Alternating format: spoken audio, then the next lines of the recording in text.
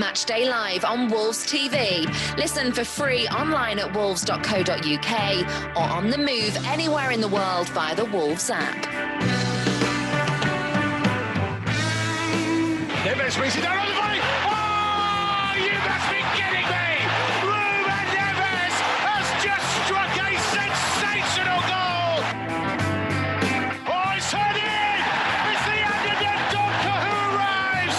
Oh, the brilliant Belgian in the right place at the right time. Calls it all. That's unbelievable. Pedro has whipped it into the far top corner. Can you believe this?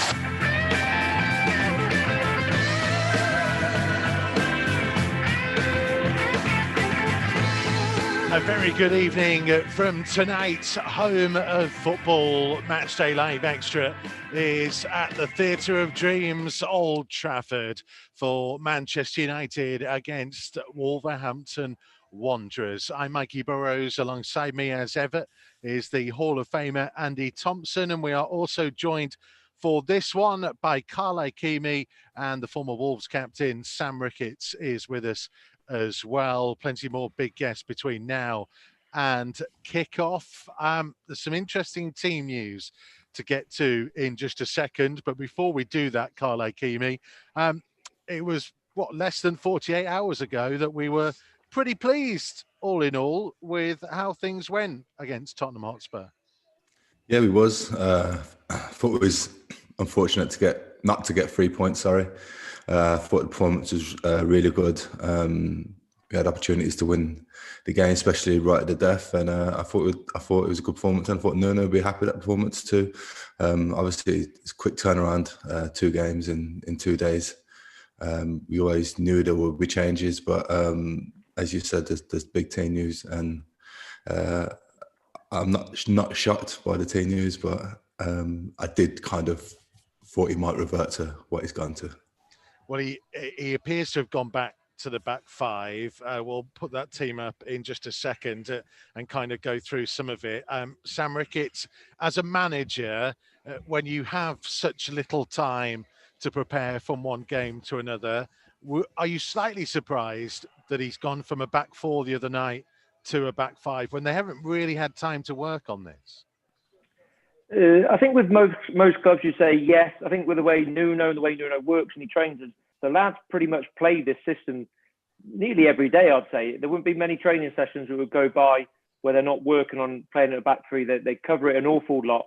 So this is like he's falling back on the tried and tested. This isn't the new formation. You're going back to what, especially the back lads know very, very well. And the players who are coming in, a few young lads in there, they would have been practicing this since pre-season. So it's probably the easiest formation to go into when you are going to change it and bring some fresh players in. Just because they would have done it more than the four at the back. And in a way at Man United, you want to be solid and hard to break down and not leave too much space behind you for the pace of the United front boy. So the back three certainly makes sense tonight. And Tomo, when you look at those wing backs in Hoover and Ait-Nouri, it's certainly about freshness and youth and energy and pace to get up and down, perhaps. Yeah, that's what I think. That's what he's aiming for. Again, it's a busy schedule over Christmas, and he's got to start to look at players who are starting to feel it a little bit, or he's getting fresh players in, as you mentioned there, who can run down those flanks. And look, so he's got people in this squad that he wants to play in this team, and he's going to rotate them around. No doubt about it. He's already done that a few times in recent weeks as well. And look, if he didn't think there was a good enough to play, he wouldn't have had him in the squad, and he knows what he's going to get off these young lads. It's interesting, Semedo coming out though, isn't it, Tomo? Because actually, he had one of his better games against Spurs the other night. Yeah, he did. So we can't forget that he's still pretty new to this country and our team as well, and he's getting used to things still. So I know people want the success straight away, but he's still getting used to the way that we play and do things in England. And look, without doubt, I thought he played well. I thought that he did well down that right-hand side. And the game that he has played, I think that he's starting to offer more and more as the season's getting on. And look, he's going to rotate round. He's going to change formations. We know that.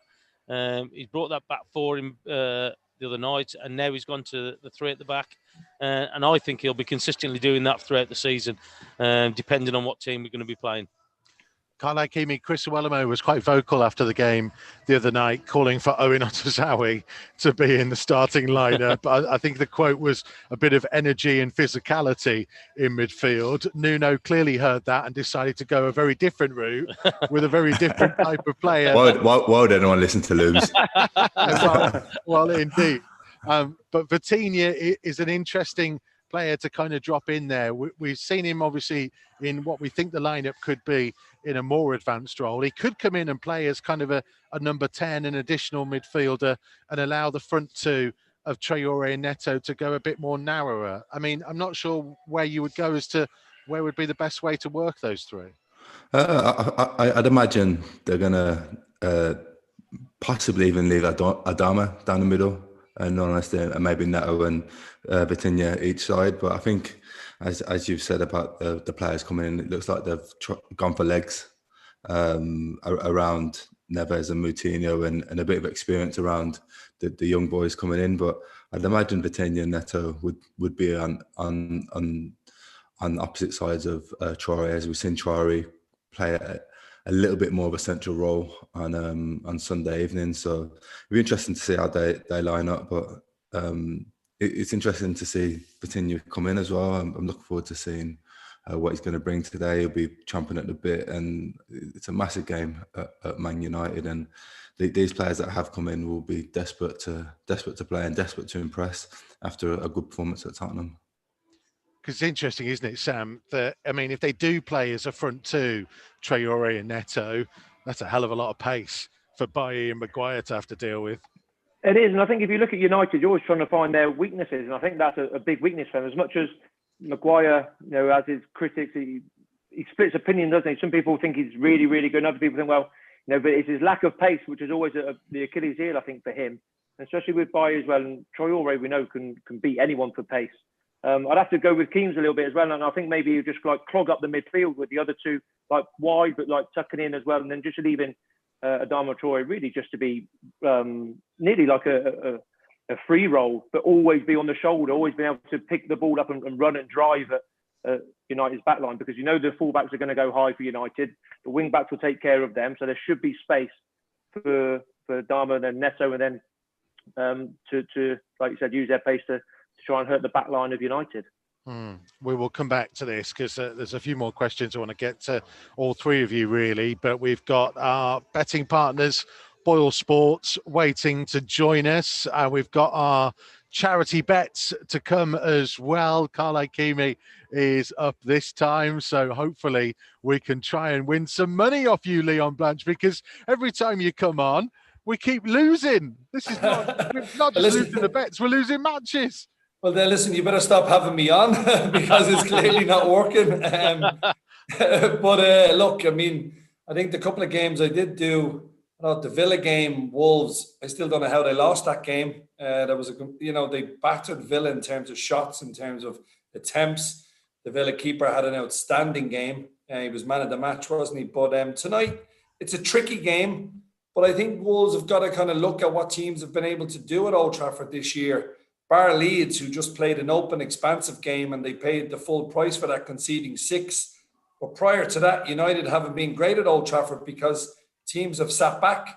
They've said to Man United, come and break us down. And United haven't been able to do that. I mean, they beat West Brom with a retaken penalty by Fernandes. And prior to that, their home form has been bang average. So I think Wolves fans are going to have to accept that United will have the ball. But it's about not giving them space in dangerous areas, because if you look at the United team sheet, he's really gone attack-minded tonight. It's only really Matic who's probably going to sit in the middle of the park. The rest of those players who he's named are all attack-minded players. So Wolves have got to dig in, keep it tight for as long as possible, and maybe nick an away goal. From a betting point of view, Leon, I guess this is quite an interesting one, because Wolves haven't won at Old Trafford in 40 years. But yet they haven't been beaten in the Premier League by Manchester United since promotion a couple of seasons ago. So it's one of those two things. On the way in, all the stewards who don't support Man United were all saying to me, "Oh, good luck tonight. We hope you win." And I kept feeling, well, I've been here so many times and come away with nothing. What are we looking at for the odds tonight? Yeah, look, it's going to be a difficult game. Wolves are 5-1 outsiders. I mean, to try and get the 3 points.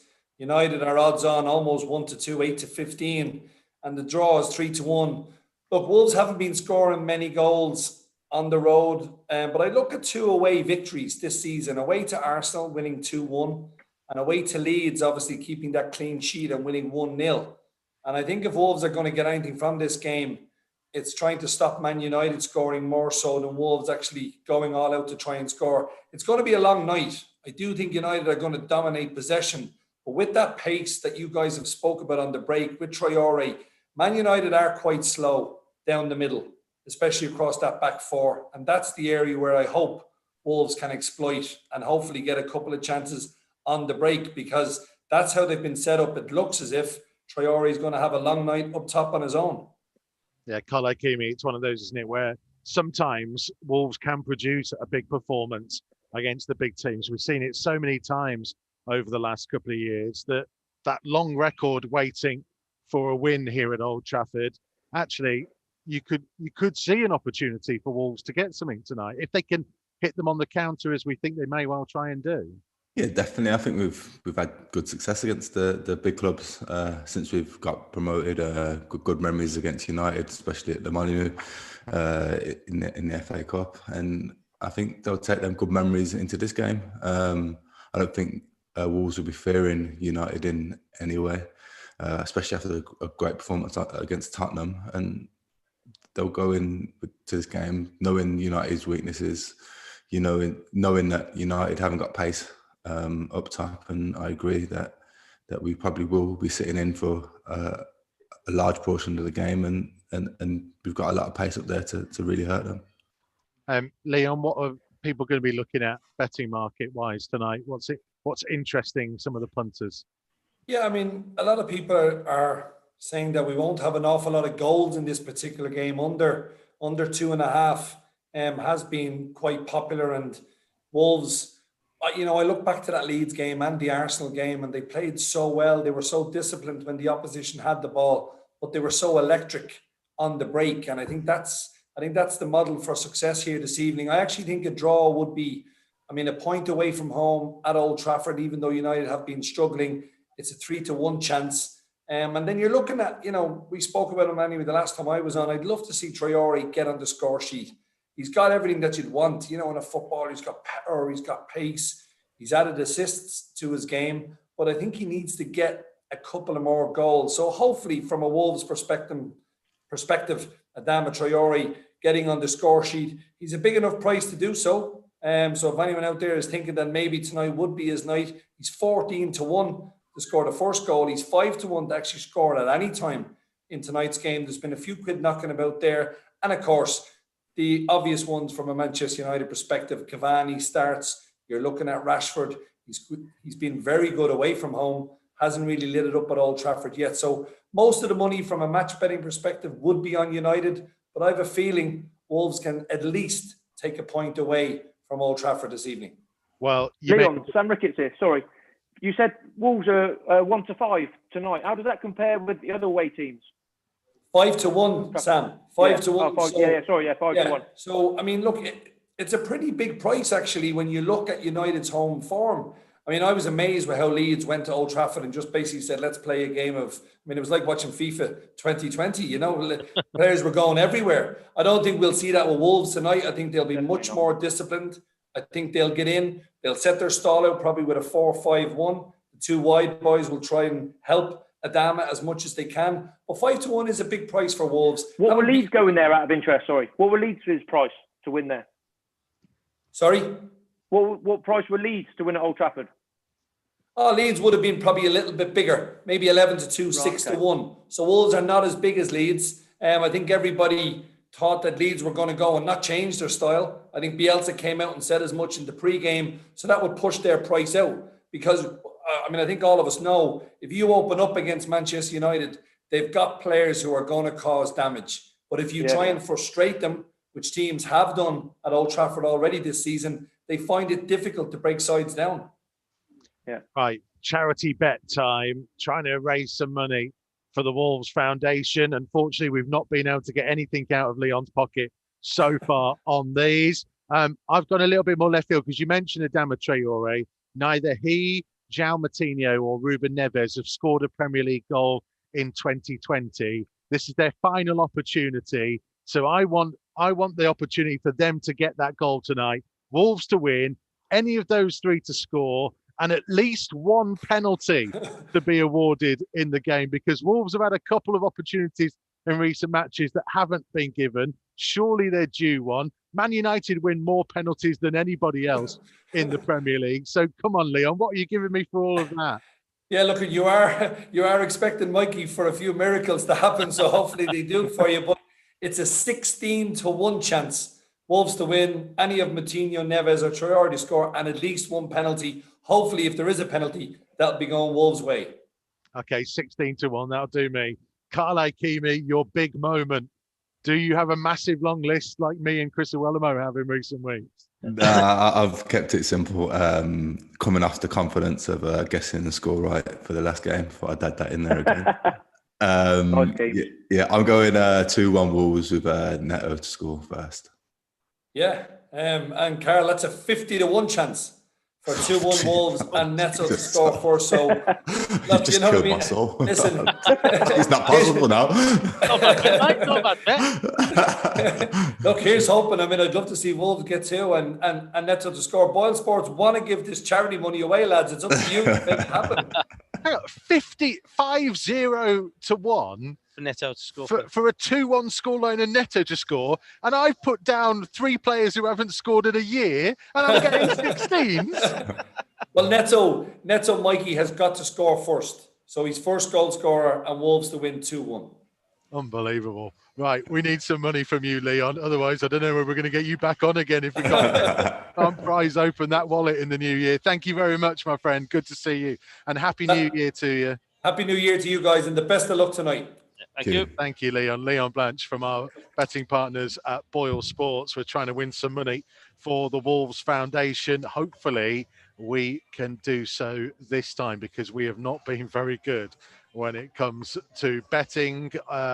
As Carl Ikeme mentions, he did get a prediction right for the first time this season a couple of days ago. Can lightning strike twice in a matter of days? We're going to move on in just a second to talk about Manchester United, Tomo. But in the meantime, it's interesting kind of listening to that about the kind of first goal scorers and where the goals will come from for Wolves tonight, because it's something that we've talked about an awful lot. It was good to see Romain Saiz pop up with a goal. Actually, the third time in four matches, the first match just after Christmas, that Romain has scored. There's clearly something about this time of year that he likes. But it's important, isn't it, that set pieces especially, they become more of a threat for him. Yeah, I think so as well. So you've got an opportunity to put the ball in a dangerous area, and there's no reason why we shouldn't be doing better, because the quality that we've got from the wide areas and offset plays as well is brilliant. So look, and we've just got to be looking to get that movement in here, because that's where the goals come from.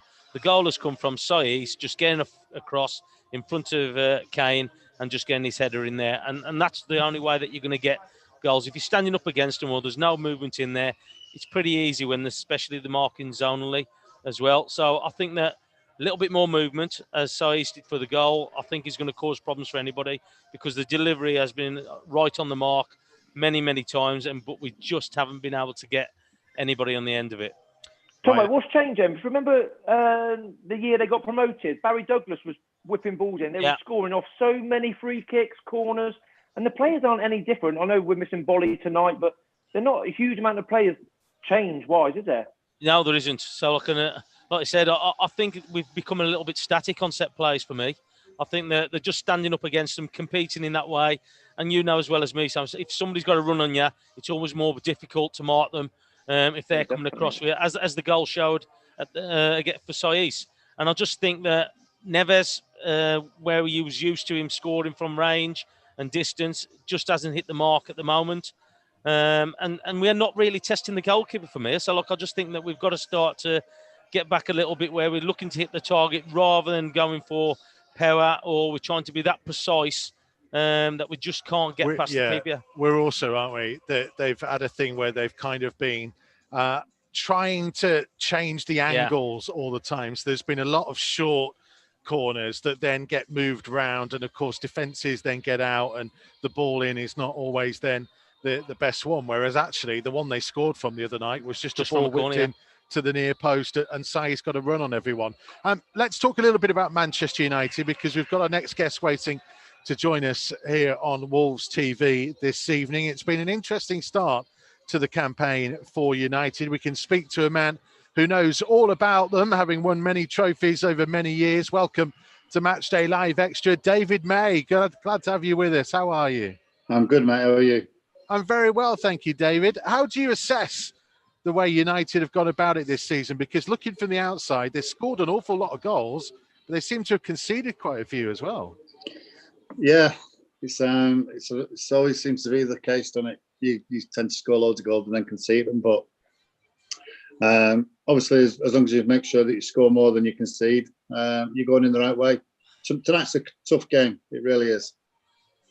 Is that the Manchester United way, though, or would you think that Ollie would prefer them to be a bit tighter at the back and not have to rely on scoring so many? Yeah, I mean, if you can keep clean sheet, I think you've always got a chance of winning games with the forwards that United have. And yeah, some of the goals they've conceded this year have been really poor. But going forward, we have been different class. We really have. Because they've got so many attacking talents. I mean, they've gone for it again tonight with Cavani, Rashford, Greenwood, Bruno Fernandes and Pogba all on. At times, is there almost too many of them? Is that ever a problem? I don't think so, no. I think, Martial's missed in there as well. So there's another one you can throw in there. But no, I don't think you can ever have too many decent players going forward. We've missed it, really, over the last couple of seasons. And it's nice to have that option that, you can have, 4 or 5 players that are very, very attacking minded to go forward. Just a question about United and what you where you want to be, or what you're heading for this season, or what's your outlook on it. There's been a lot of disgruntled Man United fans this year, but looking at the table, you're only 5 points off top, a game in hand, so not really looking too bad. Even there's been a lot of moaning from United fans and just general fans who want to get on Man United's case as well. Yeah, exactly. Yeah, I think half the United fans who are moaning are all the keyboard warriors. I think if you ask any true hardcore United fans and the main fans, really, they've got to be delighted with the way United are playing and the way things are going. Yeah, if you look at Arsenal, if United was in that position, how much more scrutinised United will get, because it's Manchester United, and obviously because of Ollie being a young manager or youngish manager coming into the Premier League. But I think he's done a great job. I think he's got rid of a lot of deadwood that we needed to. But we've also brought in top players as well. Okay, so look, you was involved in a successful team when you was playing here. Where do you think that they need to strengthen them, Man United? I think if I had a choice, I'd go out and get another centre half. I don't think in depth we've got real quality. I think Harry Maguire's been outstanding alongside Victor this season. But I think if you're going to press, possibly another centre half. David, the away form has kind of taken them through at points this season. Is there an issue with the home form, or is it kind of just? I wonder whether the aura has gone a little bit when there's no fans inside this place. Are teams finding it easier to come to Old Trafford? I think that's across the board, really. I think if you look at the so-called big teams, United, Liverpool. I mean, Liverpool dropped points the other night, but I think teams can come to Old Trafford now and just not worry about there being 76,000 fans there. There's no pressure on them. Looking back, it's more like a practice game because there is no fans. There's no intimidation. There's no pressure on them to play well. They can just go out there and do what they normally do. So that does have a bearing on it. But the sooner we get fans back, the better, because it is hard work at times listening to the sky and stuff like that with this fake background noise of the fans in there. Do you think the other reason is, David, sorry, Sam Ricketts here, is I think if you look at United now, like you've highlighted there, I think you'd look at the back line and think there's mistakes in there. De Gea, who was outstanding for 4 or 5 years, there's mistakes in him. The defenders, I think you're always looking, I think, listen, lads, you'll get a chance today. You will get a chance if you keep going. And I think over the years, like you said earlier about clean sheets, you go to United and you would struggle to get a shot or, a real effort on goal. And when you did, your goalkeeper was unbelievable.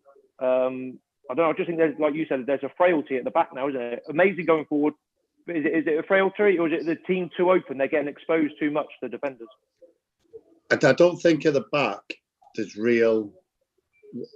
You look at top centre halves, they have pace. I don't think our centre halves have real pace. And I think if you play against quicker teams, if United's back four had to play against United's front line, the pace would cause them havoc. Yeah. And I think that's where, at times we do come unstuck. Any player, it's no disrespect to Harry Maguire, he's not the quickest centre half. Great reader of the game. But if you get somebody who's quick against him, then United do struggle. So you looking, David, now, we've got Adama Traore and Pedro Neto possibly as a front two, and slightly worried now. Well, that Traore is, he's physically huge, but he's so powerful. He's so quick. Maybe the only downside of him will probably be his final ball. But having said that, when you get into certain places with him or certain positions with him, he does deliver. He's not scored for a while, which is good. But probably due one, and maybe tonight. But when you've got pace always worries defenders. And, those two lads tonight have certainly got that. What does your gut say about a prediction for this evening? I'd take a 1-0, 2-1. But I do think Wolves will score. Okay. I do. So I'll go for a 2-1. David May, thank you very much indeed for joining Pleasure, us mate. on Cheers, Matchday Live Extra. Thank you. Have a happy new year as well too. And you boys. Take care. Take care. Thank you. David May with us here on Wolves TV tonight. Sam Ricketts, it is that element, isn't it? I mean, I guess pace at any level for any defender, even the best defenders in the world can struggle against pace sometimes. Wolves have got two of the best exponents of it. And maybe we need to talk a little bit more about Pedro Neto, because some of his speed the other night absolutely tore Spurs to bits. It doesn't. And maybe, this is the reason why Wolves notoriously do well against the top six. Because the top six are expected to come out, they're expected to be on the front foot, and the centre halves will get left exposed, and Wolves will quite happily soak up a lot of pressure, and then just bounce very, very quickly on the counter. And is that why they've got such a good record? Like you're saying, we've got Traore, Neto, these players who hurt any teams. If you give these enough opportunities at 1v1 versus centre halves, the winning goal against Chelsea the other night as well, it causes problems, shots and goals. His fitness levels, Tomo, we talked a little bit in commentary. 90 plus minutes again, he's running past people from the halfway line. It's remarkable, really. Yeah, it is. And like I said, we did mention it about when he's in the 90 odd minutes and he's still powering on when he's knocked it past the defender and gone the other side and the cell. He does that throughout the game. But I think it's the quality that he's got when he actually gets into positions. There was a couple of times the other night where he did absolutely unbelievable balls across at pace as well. And you're just hoping that somebody could be on the end of it. And that's what he offers here all the game. And again, I'm going to mention this as well, working back and helping out his defence as well. He did that numerous times. So it just shows you he's a team player. He wants to work hard for the team. But there's no doubt about it. He offers you that pace and power up front. And if we've got him and Traore firing, it's going to be a problem for most teams. Carl Ikeme, it's one of those, though, isn't it, where you kind of almost don't want to put too much on his shoulders too soon, because he is young, but he does seem the kind of character that he might well enjoy, actually, a bit of responsibility. He's a happy, bubbly character. He looks like he's enjoying his football. And I don't think he'll be putting pressure on himself. It's just a compliment of his performances. He is the main man out of the supporting act to a normal fit Raul Jimenez at the minute. If you talk about Traore, Podence, Vitinha, I think we'd all agree that Neto will be the first one on the team sheet out of them at the minute, and it's because his energy, his enthusiasm for the game, the goals he brings, the assists he brings. He's made his mark on this Wolves team now after losing Jota in the summer. Some people with a few raised eyebrows were happy to see him go, thinking, will Neto fill that gap? And he has filled that gap. He's performed well all season, and obviously it's going to be a tough ask of him tonight just because of the workload he puts in, but it's a compliment of his performances that we're talking so highly of him now. But he's got no fear, has he? So like when he's playing, he's got no fear. So like you can see that you watch young lads when we played it as well, also where they get the ball and they've got no fear about anything. They want to try anything, and that's what he's playing like at the moment, where he's playing with confidence and he's got that no fear. It's the freedom and no fear about what's going on, but it's also he'll get the game by the scruff of the neck. Yeah, pull other lads in with him and bring that energy and enthusiasm to the rest of the team. So he's been brilliant this season, and like I said, I feel like he is the main man up there at the minute. I think you're right. I think you don't feel the pressure because he's playing well. When you're playing well, he's not thinking that it's on my shoulders to do this. He's just enjoying himself. Same Kings, you would have done the same. You know, when you're playing well, you don't feel the pressure, do you? Just the next game, and you're not even thinking, are you? Some of you know as well. You play your best when you're not thinking, or not thinking deeply about it. Your natural instincts take over. Like you said, you're not thinking. You just want more. You want more in the game. You want more from others because you're not thinking about what you're doing because you're just flying. And like Sam said, it's just natural when you're on such a high. And you're probably coming to Old Trafford now. And he's thinking, come on, then I'll go and show all the Man United fans what I'm about now. If you're in that reign of form every game, you're thinking, come on, then. This is who I am. You probably don't know too much about me, but you will at the end of the game.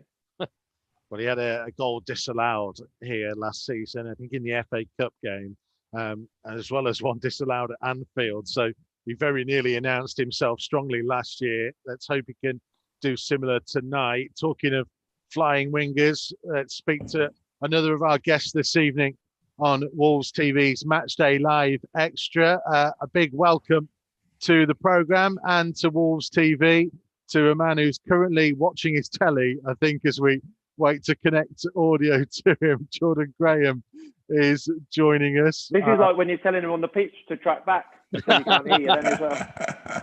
Doesn't hear you. Yeah, I can imagine what that is like. He'll be with us in just a second. While we wait to get him on, and he may appear at some point in the conversation, we'll just introduce him and let him join as he comes in. Oh, there he is. Hello, Jordan Graham. Welcome to Matchday Live Extra, my friend. Hello, everyone. How's everyone doing? Yeah, good. Jordan.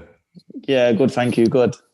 Jordan, we've just been talking about Pedro Neto and the flying wingers and how they kind of get people off their seats, and everybody loves to see them play with confidence. So he is playing unbelievably with confidence at the minute. Do you think he could get even better? Oh, for sure. Yeah. I remember when I was at Wolves and he first came and stuff, and you could see his ability instantly. He's actually probably been my favourite player of late of watching Wolves. I think he's got so much talent, and he's got a really good attitude. He wants to work hard. He's always trying to improve, and I think he's probably been a standout player this season for Wolves so far. And I'm looking forward to watching him later tonight as well. He's a bubbly character as well, isn't he? And he'll enjoy a little bit of responsibility, as Ikeme has just been saying, to take it by the scruff of the neck. Yeah, definitely. Yeah. It's in his nature. He's that kind of player, and I think he thrives on pressure. He thrives on big occasions. He's a man of the moment, and he's a confidence player. You know, I think when he first came, he was a little bit in and out, and he couldn't really like sustain a place in the team. But now, you know, he's kind of, Nuno's giving him that role to be the main attacking player at the moment, along with Pedence. And I think that he's taken that, you know, on his shoulders, and he's put in some brilliant performances of late, and hopefully long may it continue. Jordan, what's happening, mate? How are you? Yes, Keys, what's going on, buddy? Okay, yeah. Yeah, I'm good. We're just talking off camera about confidence and stuff. I remember playing with you in teams where you was on that role of confidence going into each game. What's that feeling like, and what do you go into games expecting of yourself when your feelings on such a high? Oh, it makes the game so much easier when you've got that level of confidence. When you've got, especially the people around you at the time. Like I remember, like for example, with me and yourself at Wolves, you know, I always had advice. I always had people around me that was helping me on and off the pitch. And of course, form is crucial. When I think every player knows when they're playing well and when they're believing in themselves and when things just seem to be going for you. And yeah, it's massive. For me at Wolves, it was the same. I think for Pedro now, I think you can see that in his performances. I think off the pitch, he seems really happy, in the videos that you see Wolves post on Twitter and stuff. And on the pitch, his performances are showing. There was a rumour going around, Jordan, that you're a Man United fan. Is that true? Yeah, that is true. Yeah, it is true for sure. Yeah, it was the first team that I really ever watched when I was younger. My dad's a Manchester United fan. My dad's dad a Manchester United fan. So I actually grew up abroad, and when I came to England when I was younger, I think I was about 6 or 7. It was kind of a no other option but Man United kind of thing. Kind of ran in my family. But tonight's a tough one for me, yeah, because I'll always have a soft spot for Wolves because I wouldn't be where I am, or I wouldn't be the person I am about Wolves. So it's a tricky one tonight. So don't ask me for a score prediction, please, Mikey. Yeah, Manchester's really close to Coventry, isn't it?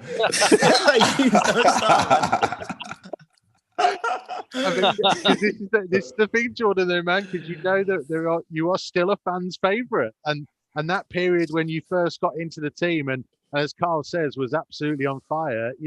There are still fans that look back on that fondly, especially as it wasn't necessarily a great time for the football club. Yeah. And to be honest, Mikey, it's the best time of my career. The way the Wolves fans took to me, the support they showed me. Even now, I still get millions of messages on Twitter from Wolves fans always watching and checking up on me, and they've seen me at Gillingham and stuff, and they're always being positive. So. It's made me who I am. It's given me the career I've had, and hopefully I can continue to do well and move forward from here. But it's a tough one tonight for me. I'm conflicted. What's it like at Gillingham? Are you enjoying it? It's good. Yeah, it's really good. I've got probably for the first time in a little while, I've got a manager here. In Steve Evans, that he can be a bit crazy, he has his moments, but he fully believes in me. I came down here in summer, and he just said to me, I'm going to give you the platform to play and express yourself and show everyone that you're still as good as you were at Wolves and probably better than I was at Wolves now. And it's just what I've needed, really. I just needed a place to play. And Gillingham has been quite similar to Wolves, to be honest. It's been tough because there's been no fans, but the fans that on social media and stuff have been wicked. And like I was saying to Keems earlier, it's been shown in my performances this season. I think I set myself a target of trying to get into double figures for goals and assists by the new year, and I think I'd hit it by the end of October, early November. So I've probably played the best football here since Wolves, and then I had a little hiccup with my hamstring, but I should be back within the next week or so, and then hopefully hit the ground running again. Jordan, one of them goals was against Shrewsbury, wasn't it? You scored last minute, equalised. Yeah, I was waiting for that, Sam. I was waiting for that. Yeah, you're the reason I'm playing tonight. I feel bad about yourself, I tried to sign Jordan a couple of years ago. I don't know if you probably will remember. You were both Wolves at the time. You went back to Oxford, but I tried to bring you in just because you're a good player, winger. Give him the ball. Just go and let you go and do your stuff. And I think the biggest thing I was talking about Neto and yours similar is you're a winger. You're going to give the ball away. So if you give the ball away, you can't jump down your net because you have to try something. So you need like your fullback behind you or your midfielder keep giving it to you and just keep encouraging. As long as you're trying to be positive, then no problem giving the ball in the final third, because your job is to score goals. And if you're on the left with you, cutting back in onto your right every day to shoot and cross, it takes some stopping, I have to say. Yeah, and I agree, because I think, to be fair, Sam, I don't think I've given the ball away all season as much as I did against Shrewsbury, to be honest. So I was kind of fortunate. I got the last minute goal. Get after him. Sam, what happened with trying to sign him? Was he just asking for too much money? Was that it? Yeah, that sounds about right. Hey, Keems, leave it. You know too well, Keems, is it? It was too far from Manchester. Because he's Manchester and it's too far. Right, boys, it is the time Jordan Graham has been fearing. Prediction time. Tomo has been moaning that he never gets to go first. Yeah, he just killed me now, so he's gone for my normal bet, hasn't he? Sorry. All right, mate. It's all right, it's not on purpose. If it was Mikey, well, last time I was you won. You said 2-1. That's what it was. So are you going 2-1 again? I'm going 2-1. That's a surprise. Tomo just copying somebody else's prediction. Sam Ricketts, what are you thinking tonight? I'm going to go Wolves 1-0 tonight. Oh, confidence. Carl Ikeme. Well, you've already gone 2-1, haven't you, really? Yeah. On your charity bet. Wonder what you're going, Mikey. Well, I wonder. Well, no, because Sam has stolen my 1-0, and unlike you, I don't like to copy anybody else. So I'm going to go to Jordan Graham, first of all, and force him to do a prediction. You can say a draw if you want, mate. Yeah. Go 1-1. Definitely. He's a winger. He'll just sit on the fence, not a problem.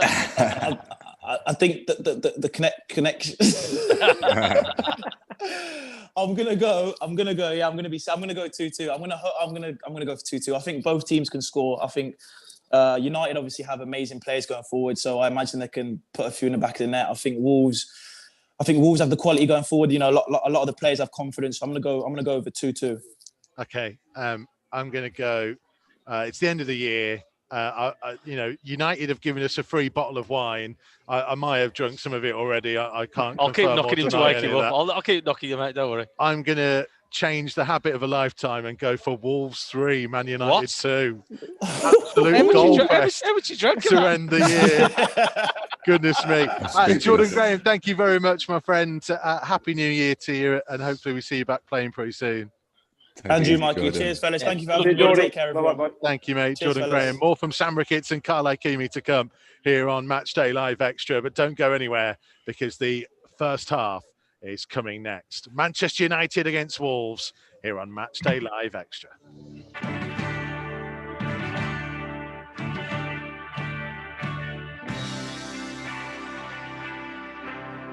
Matchday Live on Wolves TV.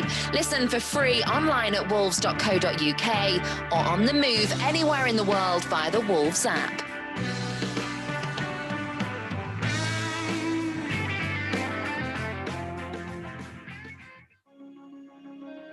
The Old Gold Club has a new series, My Golden Game.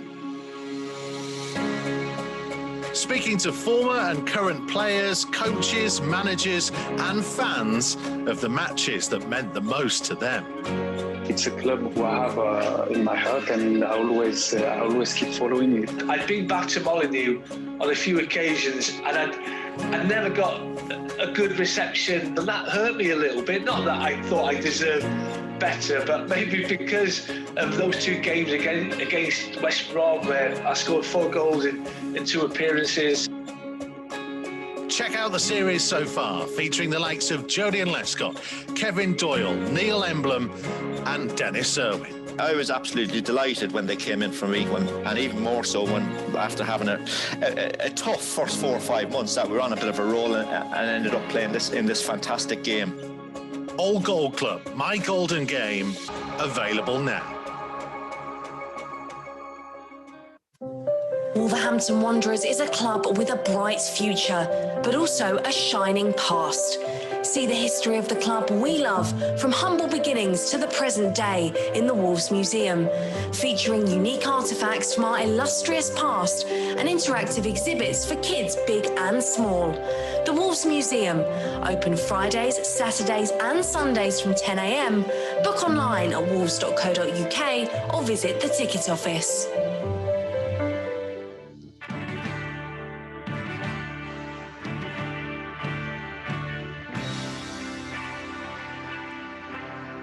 Matchday Live on Wolves TV. Listen for free online at wolves.co.uk or on the move anywhere in the world via the Wolves app.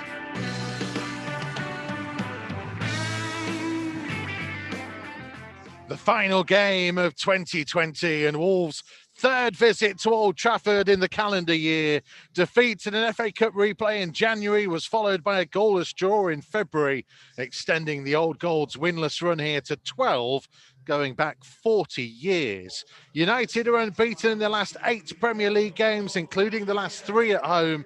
Nuno's side have won just once in their last 5 outings. Though Wolves make 4 changes from the side that held Spurs to a 1-1 draw only less than 48 hours ago. In comes Kiana Hoover, Max Kilman, Ryan Ait-Nouri and Vitinha. It'll be Rui Patricio in goal, Kilman, Connor Cody and Romain Saiz, the back three. Kiana Hoover and Ryan Aït-Nouri as the wing backs. Ruben Neves, João Moutinho, Vitinha, and then Adama Traore and Pedro Neto as the two up top. For United, they have David De Gea in goal, Aaron Wan-Bissaka, Eric Bailly, Harry Maguire, and Alex Telles at the back, Nemanja Matic, Paul Pogba and Bruno Fernandes, a midfield three, Mason Greenwood, Marcus Rashford, and Edison Cavani are their attacking trio. 9 substitutes each. Wolves with Ruddy, Pedence, Fabio Silva, Semedo, Kundal, Richards, Otazawi, Corbanu, and Marquez. And United with Henderson, Mata, Martial, Fred, James, Shaw, Van der Beek, Tanzebi, and McTominay. Just about ready to go then. Here we go. Underway at Old Trafford. A very different Old Trafford from pretty much every other time that we've been here. You can hear the strange quietness around this place. Gigantic, huge stadium. It's only got those of us in the press box and a few socially distanced in the director's box to our left-hand side. Wolves in gold shirts, black shorts and gold socks. Defending the end away to our right-hand side is United with the ball in feet at the minute. Red shirts, white shorts and black socks. Wolves very deep at the moment as Matic works it wide left to Telles, who looks to cross it in early from deep, away by Romain Saiz. Traore to try and challenge, couldn't quite keep the ball in, but it will be a Wolves throw as it ended up coming off Telles. Yeah, I'm just watching the formation of Wolves at the moment, and it says Saiz is playing the central position with Connor Cody to his right and Kilman on his left. So it looks like Saiz is playing the central position, what Connor Cody usually does.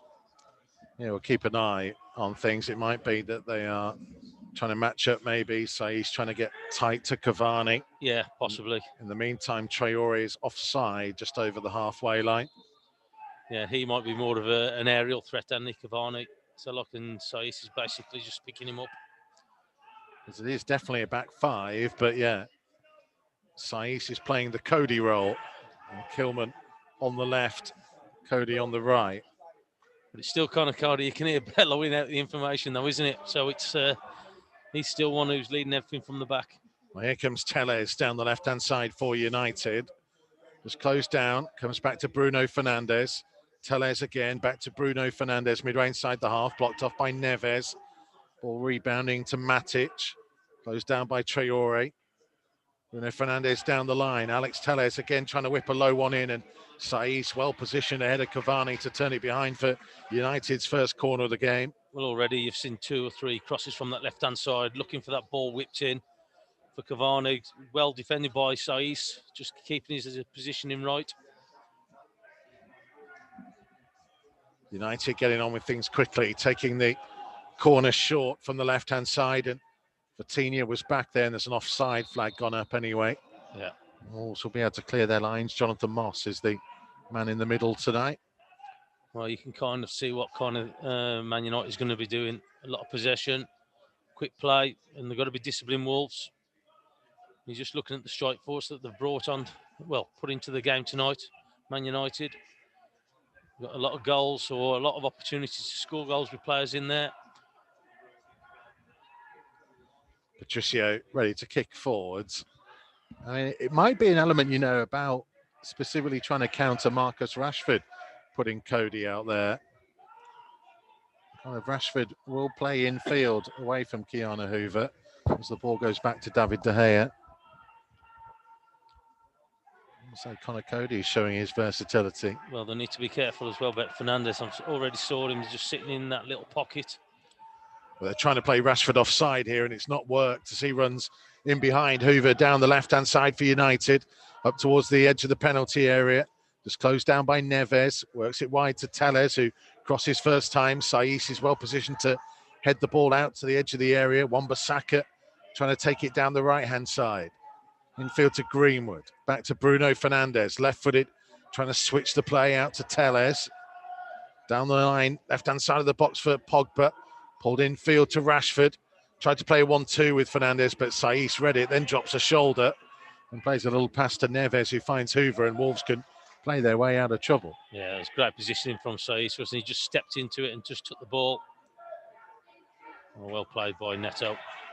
Got it from Vitinha, and Kilman trying to release Neto, who hadn't just stood and watched that pass. He sprinted up to halfway. But he's just watching the confidence that he's got. He's got 2 players around him for Man United, and he just brings it out to the air, just nice and easy, calmly, just passes the ball out. But also, as well, as you mentioned there, wasn't willing just to stand and watch it. He's sprinting forward to try and get the ball. Neto on halfway, Matic at his back, Aït-Nouri trying to flick it forwards towards Moutinho, who did well to hold off a challenge and play it first time to Pedro Neto, who thought Vitinha had made a run on ahead of him just inside, and he hadn't quite done so. Well, he had, hadn't he? So, but he wanted the ball earlier, and he just held on to it, and he just paused his run there, and just apologised to Neto. But again, it looked promising there. So Moutinho did really well, just putting his body in there just to bring the ball down and just to put it into Neto's path. Rob in Calgary says he loves my predictions so much that he's going to try the wine. So it'll be either 1-0 Wolves or 4-1 United. Says bring on 2021 and fans back in the stadium. There's Kayana Hoover into the feet of Vitinha. Out to João Moutinho, out to the left-hand side to Aït-Nouri. Just over halfway. Back to Kilman. Now for Saiss. I say this is even more interesting because they won't have worked on this. They only had yesterday to recover from the Spurs game, and because of all the snow, they didn't really get to do anything. Vitinha trying to play it through. Traoré wouldn't have reached it. De Gea got it. Well, he's put the brakes on as well, Traoré, because he didn't come earlier. So two times there now. We've made forward runs and the ball just hasn't come early enough, and where we've put the brakes on and we look at the pass, what they put in, and you're thinking, well, why is he doing that? But you can see the run coming. It just needs to be a fraction earlier, just to stop them being offside, but also as well to just put them through. Matic to Maguire, a couple of yards short of the centre circle.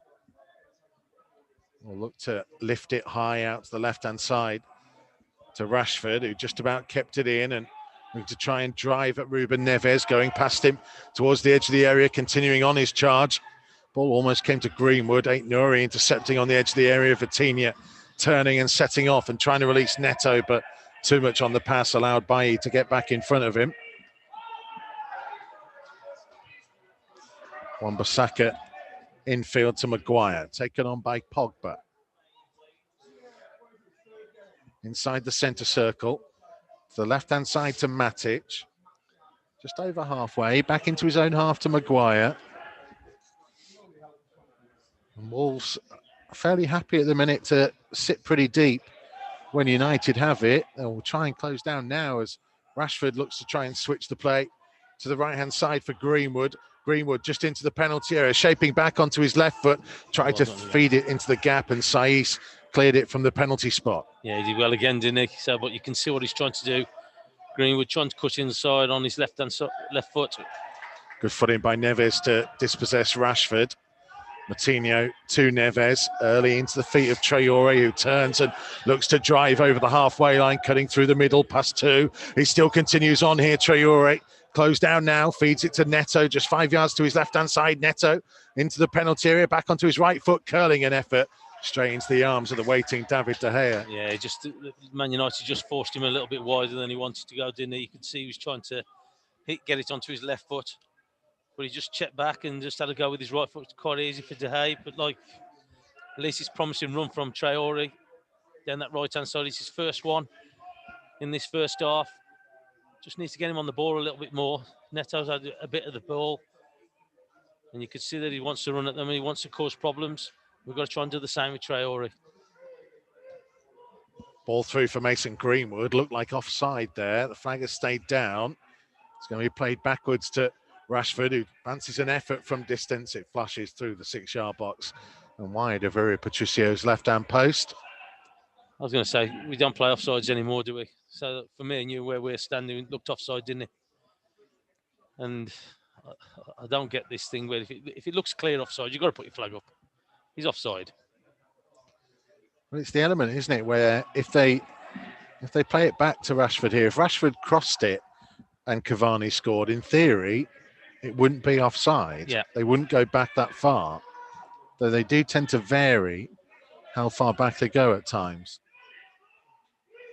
I just think it's a crazy rule. Look, say if it's close, I understand it, but if it's offside, it's offside. Here's Hoover down the right-hand side, advanced position. Ball back in field to Traore, into Vitinha. Now for Ruben Neves, who will look to try and switch the play. Wan-Bissaka intercepting and clearing to the halfway line. Kilman bringing it down. He does look more comfortable on the left-hand side of the back three rather than the right that he played at Burnley. There's Pedro Neto looking to drive down the left-hand side, deep into the United half.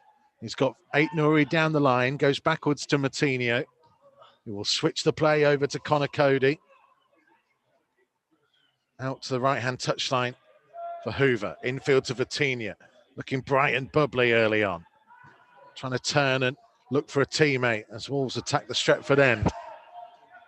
Moutinho to Kilman. To the left-hand side to Aït-Nouri. Two players with him for company, one of which was Greenwood, who steals possession away from him.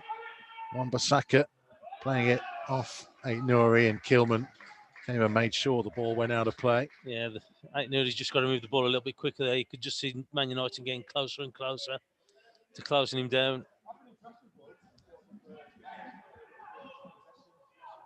Throw down the line. Kilman will head it back deeper into the United half.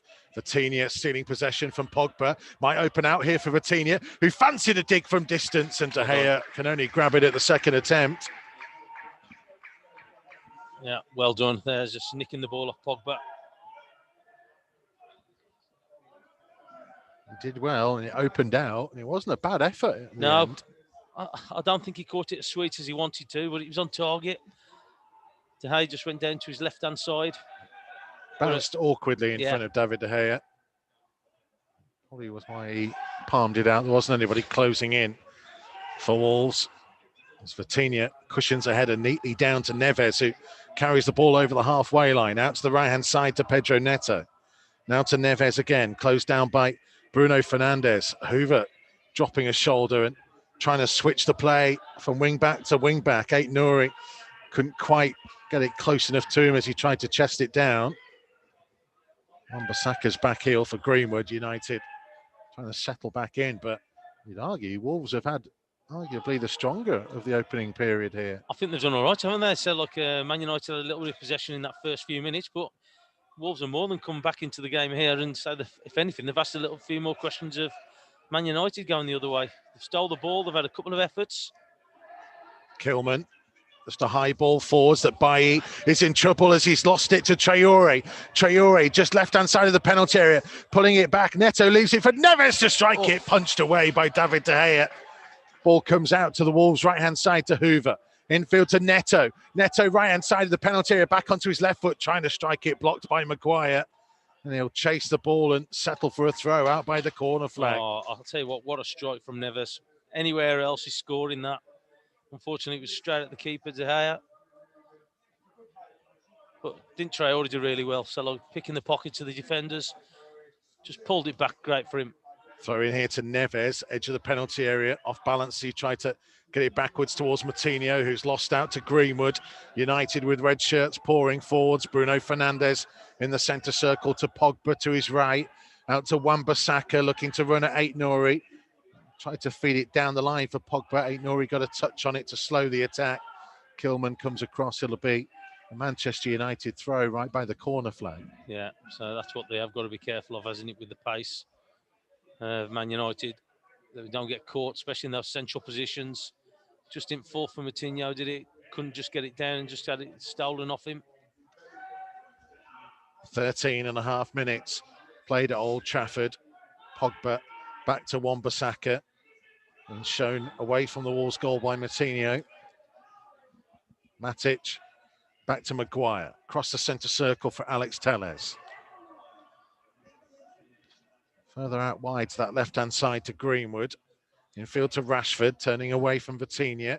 To Wan-Bissaka on the right-hand side for United. A little short one infield to Bruno Fernandes, who cuts infield, plays a 1-2 into the penalty area, trying to feed it through to Cavani, and Wolves doing just enough to win possession back. Aït-Nouri blasts it off Greenwood and will settle for a throw. Yeah, so we have look composed, but just need to be careful.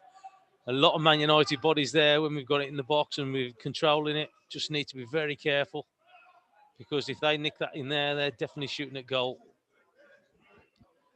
But we've started well. I think the Wolves have done really well with the ball. They've caused Man United a problem, and it just shows with all the attacking flair that Man United have got that we can definitely cause them a problem. Well, Traore has stolen the ball back again. Just wanting to run over the halfway line on the left-hand touchline, and he draws a foul and a free kick. Oh, it's brilliant play from him. He's got like 3 or 4 Man United players, and they're just bouncing off him. He did really well. Coutinho stood over it. Playing it short to Vitinha, to Ruben Neves, now to Hoover on the right-hand touchline. Going to drive infield here, Kiana Hoover. Now looking back out wide, finding the feet of Pedro Neto. Neto cutting infield on his left foot up to the corner of the box. Back to Neves, ball hits the referee, but came back to Neves, so we play on. Coutinho sweeping it out to Aït-Nouri on the left-hand side for Wolves. Cross hits the back leg of Wan-Bissaka, and Wolves get the throw 10 yards from the corner flag. Yeah, they've looked good, Wolves. So like they've put Man United on the back foot a few times already in this first half. Just got to keep playing. Tempo's been good. Movement's been good. Neto on the left-hand side from the throw, back to Coutinho. Couldn't quite work it through the gap. Cavani intercepted by Neves, playing it backwards to Saiz, across the centre circle for Cody. Space for Cody to try and take it deeper into the United half. Under pressure now from Bruno Fernandes, going backwards to Romain Saiz. He switches it across to Kilman. Now out to Aït-Nouri on halfway. Under pressure from Wan-Bissaka, back to Max Kilman. Saiz to Cody. United trying to press them deeper, but Cody's ball finds the chest of Traore. Pogba nicks in. Maguire for Bailly. Over halfway to the left-hand side for Telles. Leaves it for Bruno Fernandes to take over, almost at walking pace. Former Sporting Lisbon man spotting the run of Cavani, who couldn't quite keep it in. It's a Wolves goal kick. Yeah, just saying there as well. So look, you can see Man United squeezing the ball, trying to put the press on Wolves, but what they've done, they've played out Conor Cody a couple of times now. He's just played it out. Just a bit unfortunate that Traore just couldn't control it, but you can see that if they do get out, they are in trouble, Man United. Rashford for Alex Telles, midway inside the Wolves half, 10 in from the left-hand touchline. Finding Marcus Rashford again, up against Coutinho, trying to switch the play out to the right-hand side for Greenwood. Greenwood looking in field. Bruno Fernandes wide to Wan-Bissaka. Backwards to Fernandes, first-time cross will go all the way through the penalty area. And Hoover just heading the ball out of play on the far side for a United throw. Yeah, couldn't do really much else, could he, Hoover? So look, at the end of the day, it's just bounced up. Rashford close to him, closing him down.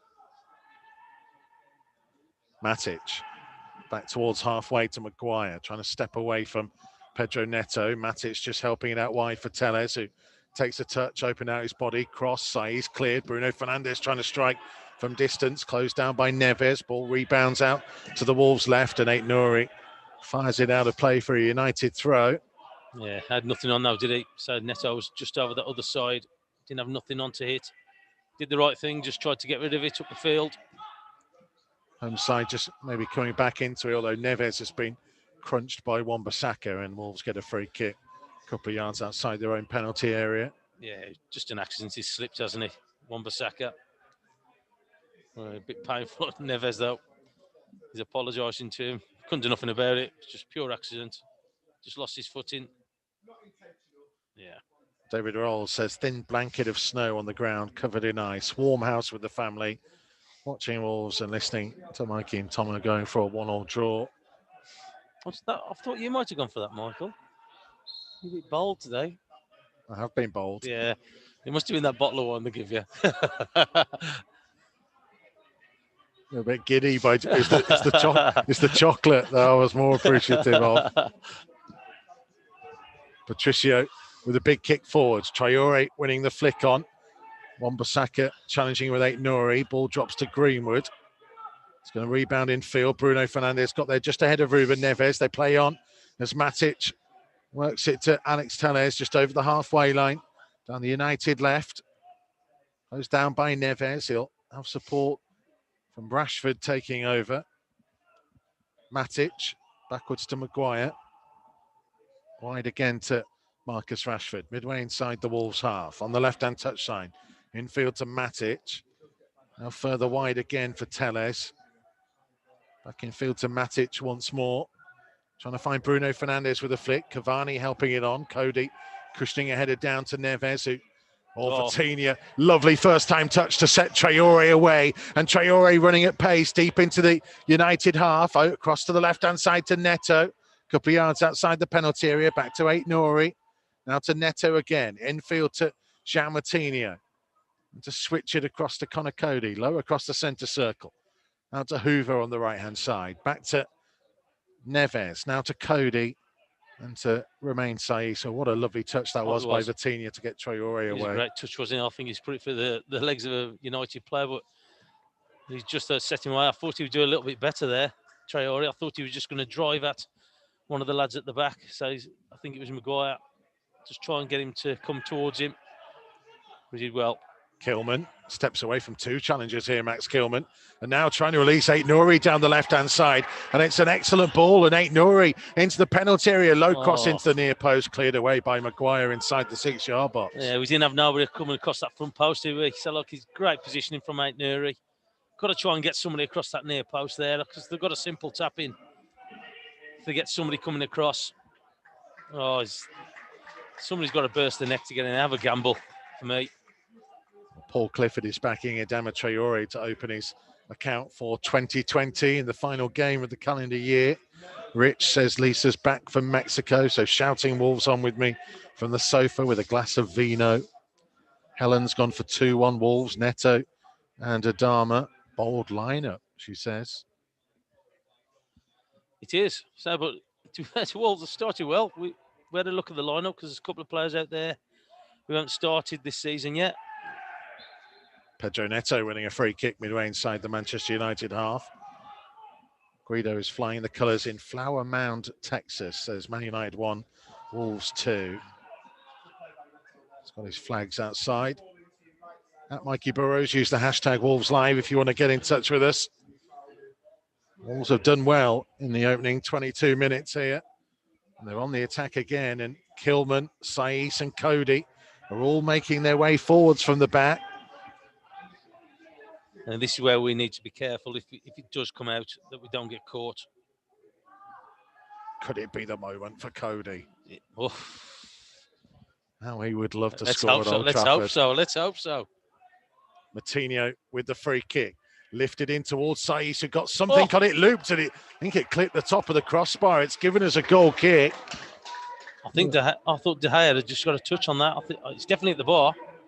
Oh, just looped up a little bit too much on it from Saiss, but good delivery from Matinho.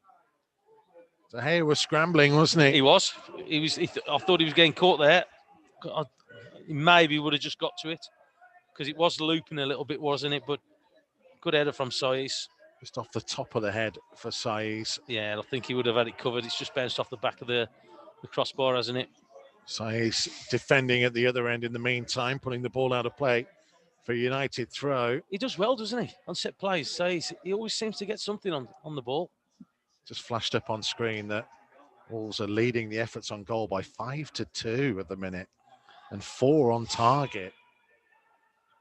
There's Rashford trying to flick it in behind Matinho, who will play it to Cody, clearing from inside the penalty area. Matic finding Rashford on his right foot on the inside left.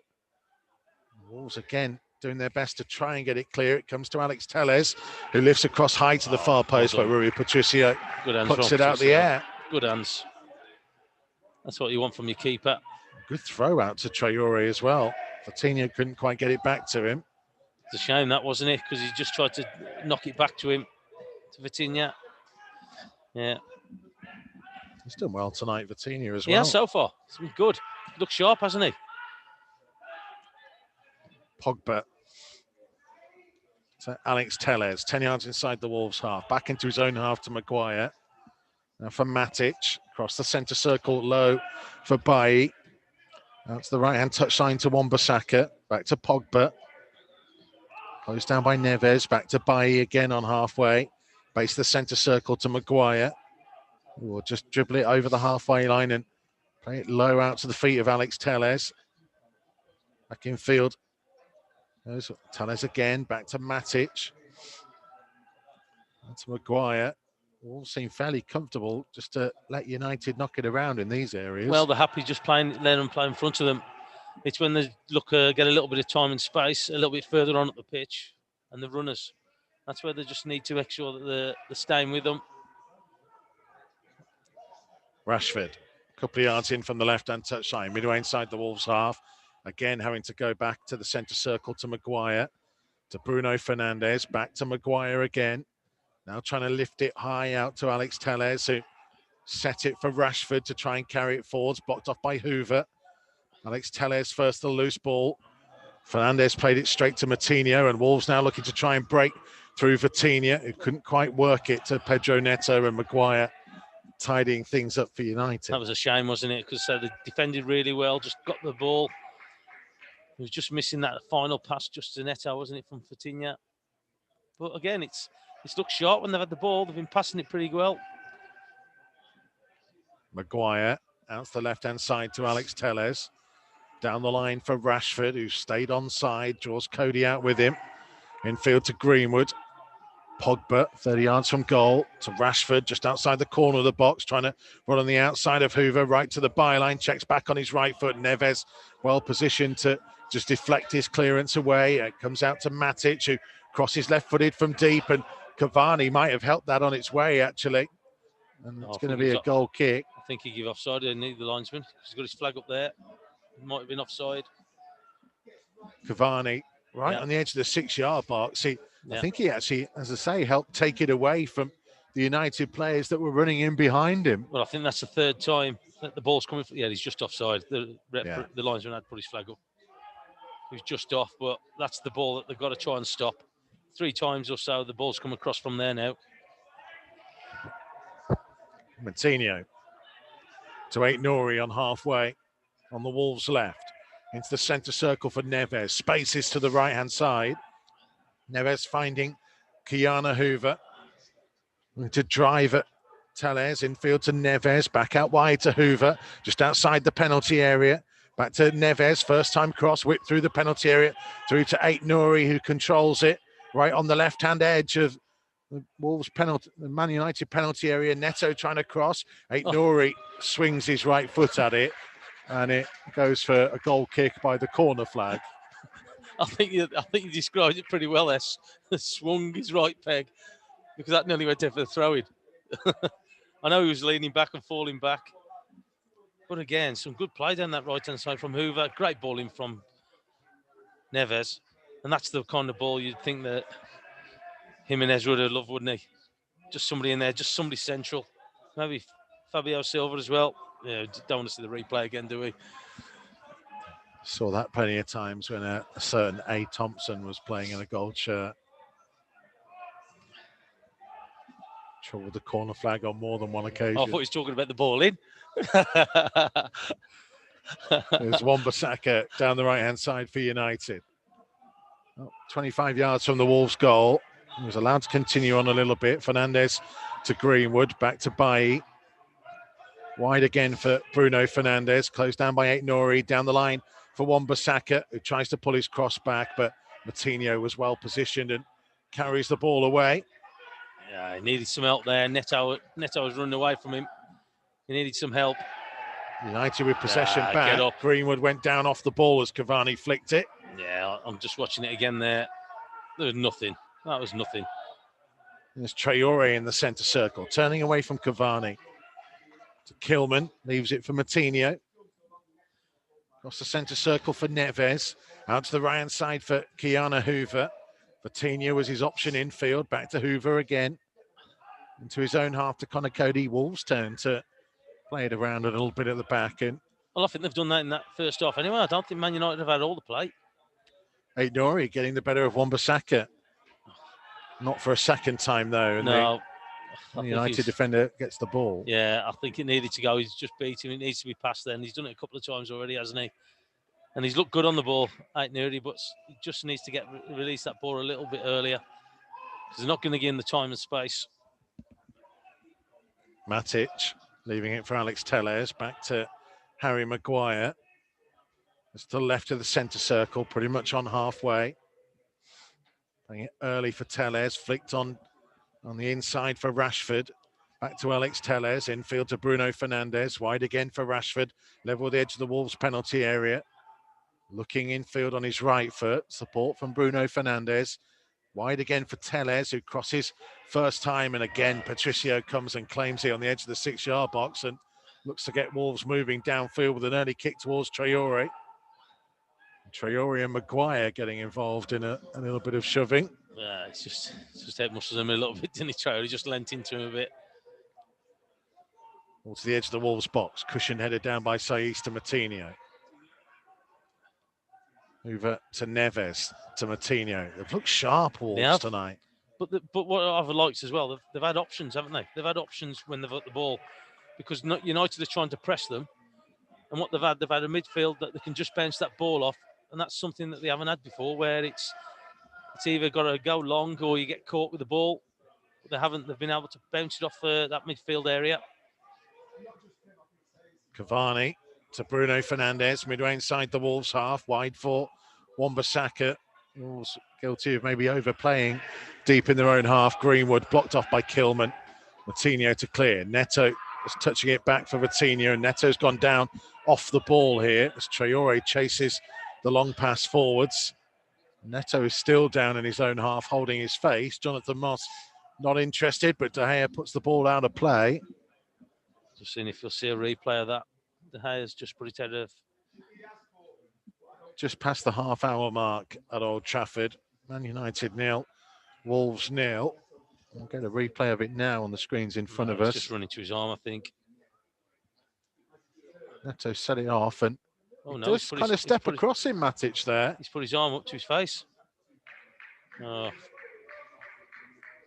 It's obstruction, I think, more than anything else, isn't it? Yeah. Jean Matinho having a conversation with Jonathan Moss. I don't think there will be any action. I don't think so. He hasn't swung the arm, has he? He's put it up. You can see him coming towards him and he's put his arm up, but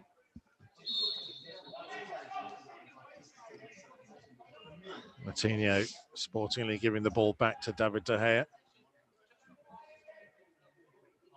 Plays it short to Maguire. A good performance from Wolves so far. No, it's been good. It's been good. But again, United are one of those sides that you can't switch off for a second because of the quality of what they've got out there, and that's what they've done. They've scored goals this year. There's Rashford, midway inside the Wolves half, a couple of yards in from the left-hand touchline, up against Neves.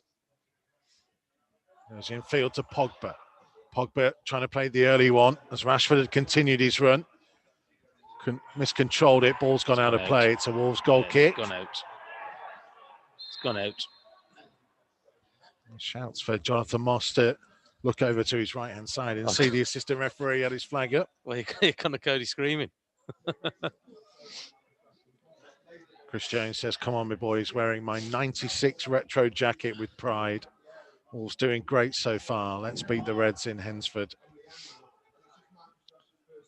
Just watching there. He said, look, he wasn't offside. Pogba brings it down under control on the halfway line. Infield to Matic. Just got there ahead of Traore. Sets Alex Telles away. Oh, he's trying to get a penalty, I think, as well. Rashford. You can see him going to ground. Rashford tackled by Matinho. Matic. First to loose ball, 30 yards from the Wolves goal. Bruno Fernandes switching it across to Wan-Bissaka. Looking to feed it out to Greenwood on the right-hand side, up against Aït-Nouri.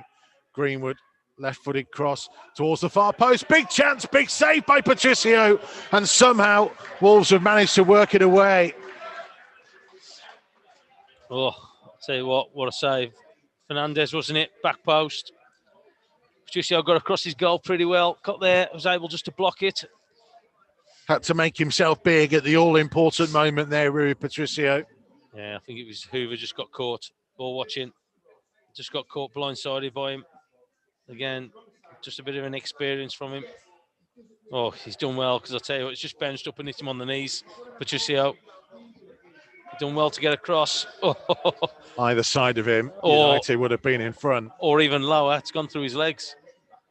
But Hoover's just got caught ball watching for a split second. And that's what I said about this Man United side. You can't allow them at anything at all. Well, Man United's best chance of the game so far. And it's taken a fair old while to come. Well, yeah. 34.5 minutes played right now. Wolves have done well. And Neves stepping in again for Tina, for Traore. Need to get back on the front foot a little bit, maybe. As Traore looked to be taken out there. Yeah, he's got 3 players around him, and he's not running with the ball. He's just trying to protect it. And well, that's a foul. Oh, yeah. Alex Tellers' challenge.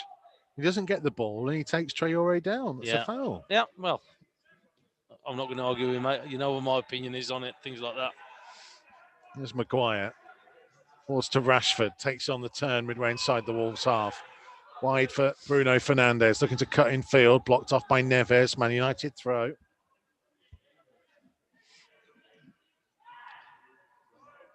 United trying to get on with things, maybe trying to up the tempo a little bit. Rashford. Couple yards from the left-hand corner of the penalty area. Wide for Tellez. Closed down by Hoover. Gives it to Pogba, gets it back. He's sent backwards and ends up playing it to Matic on halfway. Infield to Maguire, just to the left of the centre circle for Manchester United. Wide to the left-hand side to Alex Tellez again.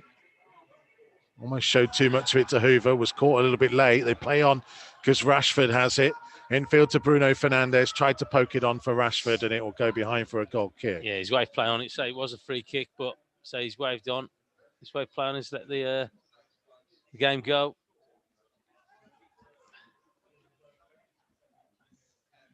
Well, Manchester United 0, Wolves 0. Wolves haven't won here since 1980. Our old friend Mel Eves. Melvin again popping up, was he? Well, he would normally be here, of course, and the cameras would tend to pick him out. It's the one time every year that he gets to be on telly. Not here today. Our colleagues from the local BBC, just the one man. There's Matic for United. Just short of the centre circle, just slightly to the left of it. Forward into the feet of Alex Tellez. Down the left-hand side for Rashford, looking to run up towards the edge of the penalty area. Cutting back in field on his right foot. Tried to tee it up. He went down in the box, Rashford, but Wolves have managed to work the ball clear as far as Neto. Now trying to set Traore away. Over the halfway line. Neto's racing up past him. Traore finds him. Traore is taken out off the ball there as Neto continues on, and then he's taken out by Maguire, and Wolves get a free kick just outside the right-hand side of the penalty area. Oh, it's a catalogue of fouls, isn't it? So it's one after another. We say Traore doing really well, so bouncing off him, was able to just get the ball through to Neto. And Neto doing exactly the same. I think it was Maguire who's just coming with the challenge, but again, they've been positive, haven't they? They've been positive to, yeah, he knows what he's doing. He's doing. Maguire just stands across him. We talked to David May, didn't we, on our pre-game build-up, and he talked about how they wouldn't like... Just watching the Rashford thing there. Yeah, Rashford. Matinho did nothing. He just jumped in the air over him. Yeah, Rashford didn't like the fact Matinho was coming towards him, and he just put the brakes on, didn't he? The Wolves free kick. They've got Neto and Matinho stood over the ball. It's not far from the corner of the penalty area. A little bit closer towards that byline. They've got men in the penalty area, though, to try and aim for. Cody's not gone forwards this time. Only Kilman, Saiss and Traore, the main three in there. It's going to be Neto, left-footed to whip it in low and flick goals, and De Gea with an important stop. Palms it away and behind for a Wolves corner. He can't have known too much about that. It was Saiss again who helped it on its way. Again, it's one of those, isn't it? Anywhere else, he's scoring. It's just right at De Gea. Put a great ball in. You know, when I talk about the movement, about having opportunities, you've just seen Saïs do it again there. Great little flick with the outside of his left foot. Good ball in from Neto. Well, a goal on Sunday night. He's had Wolves' 2 best efforts tonight. Yeah, yes. Neto with the left-footed corner, playing it short to Moutinho. Back to Neto, who'd run around the outside, trying to cross deep, too deep. Kilman will chase, but Matic will make sure it goes behind for a goal kick. Yeah, well, you know what my response is to that. You've got to put it between the posts for me, where the ball's got to be. Anything beyond or in front is going to be defended. It's got to be put between the posts. You've seen the opportunities that we have had. It's about the quality of ball in, and the times that we have had opportunities, it's been a quality ball in. Well, they scored on Sunday from delivering direct. Yeah.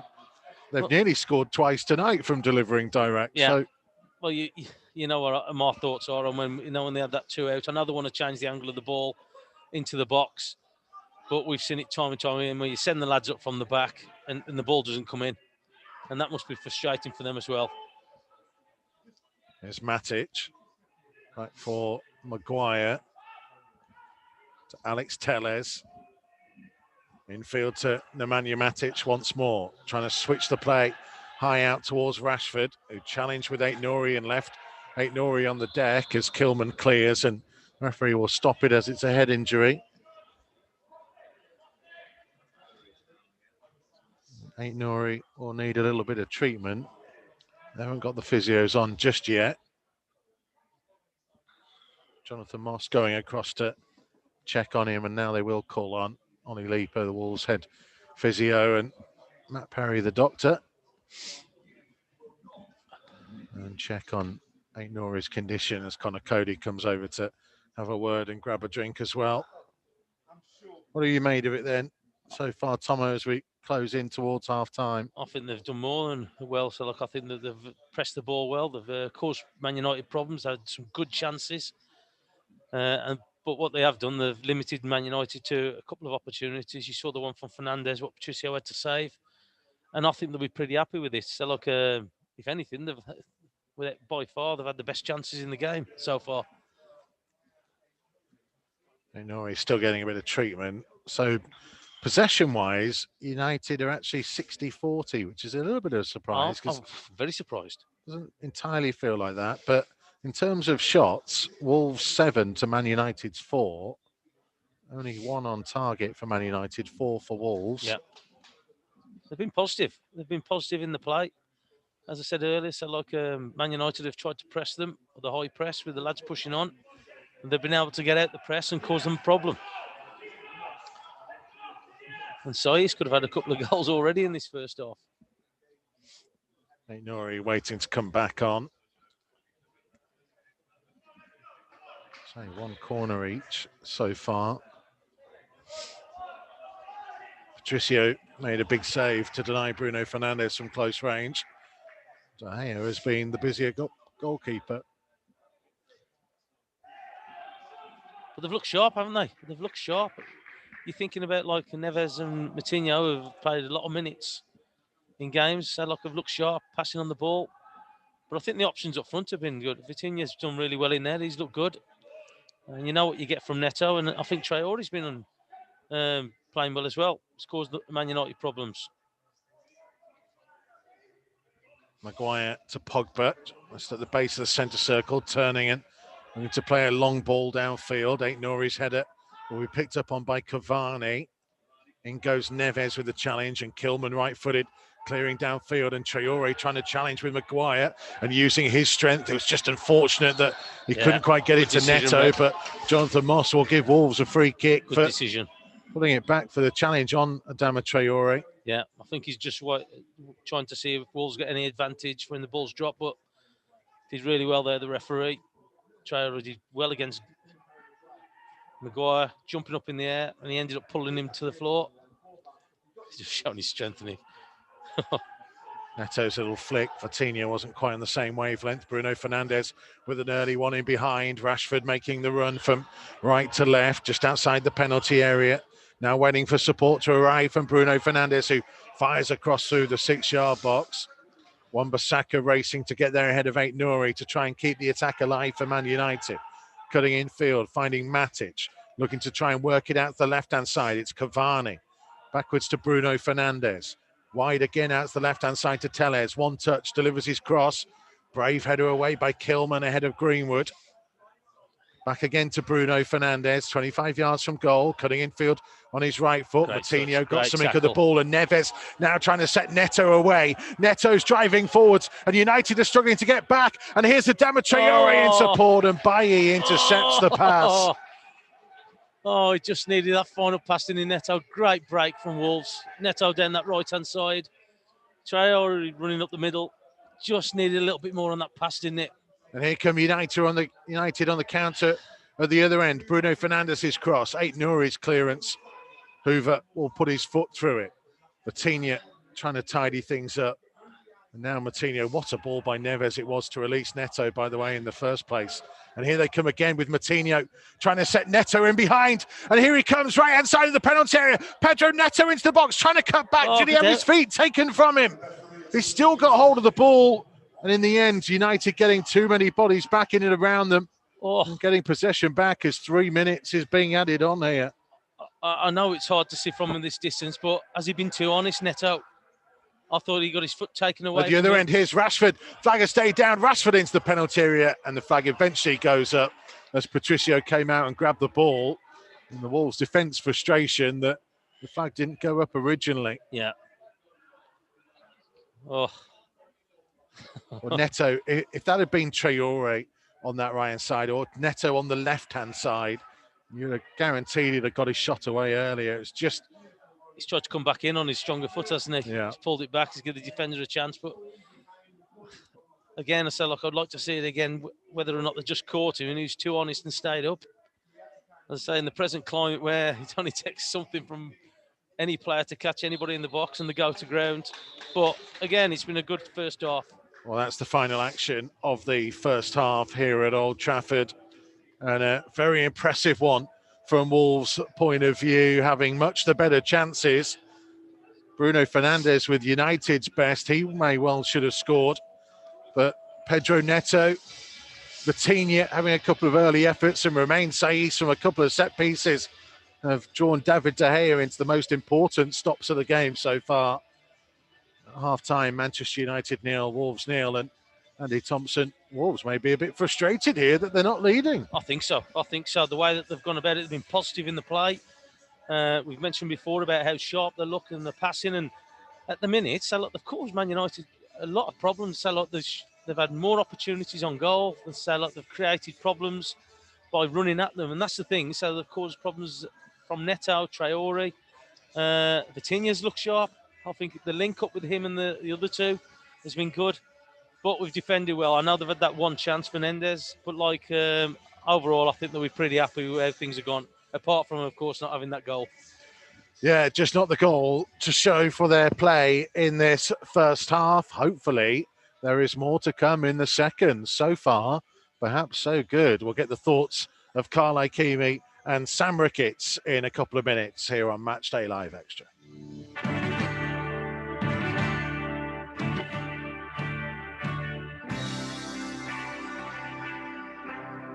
Matchday Live on Wolves TV. Listen for free online at wolves.co.uk or on the move anywhere in the world via the Wolves app.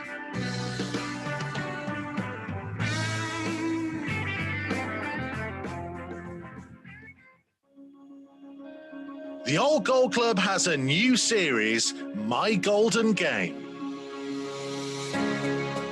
Speaking to former and current players, coaches, managers and fans of the matches that meant the most to them.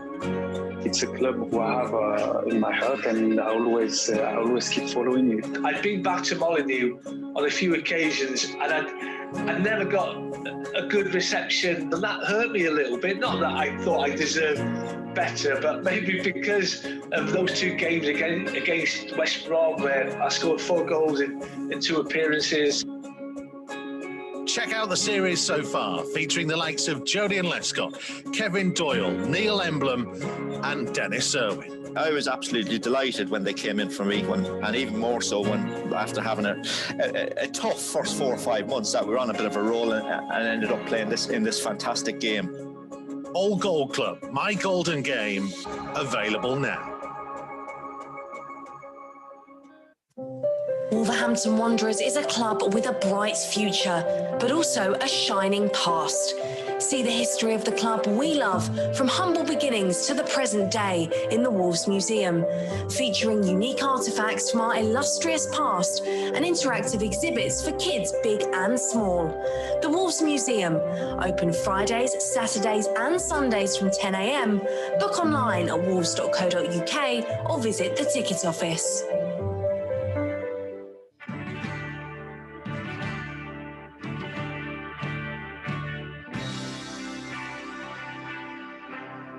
Matchday Live on Wolves TV. Listen for free online at wolves.co.uk or on the move anywhere in the world via the Wolves app.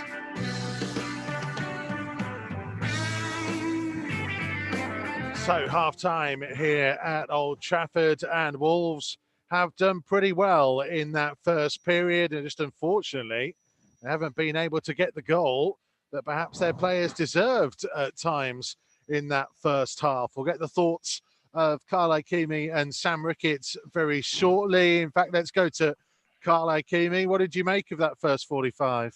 Yeah, I was very impressed. Obviously, we've had to defend at times and sit in our shape, but I think we've had more of the ball than I expected to us at times, and we've been quite threatening as well. So I think Nuno will be happy going in at half-time 0-0, and I'm happy with the first half performance. We've looked threatening. Troy has been a real pain, and Neto has been really good as well. And you know, it's been a good game. We've been a real threat going forward as well, and defended well. I think you've seen the likes of Hoover grow into the game as more as it's gone on as well, and Batinia. So I've been impressed with their performances as well. But like I said, really happy with us in the first half. Happy with our shape. Happy with our attacking, and hopefully we can continue this into the second half.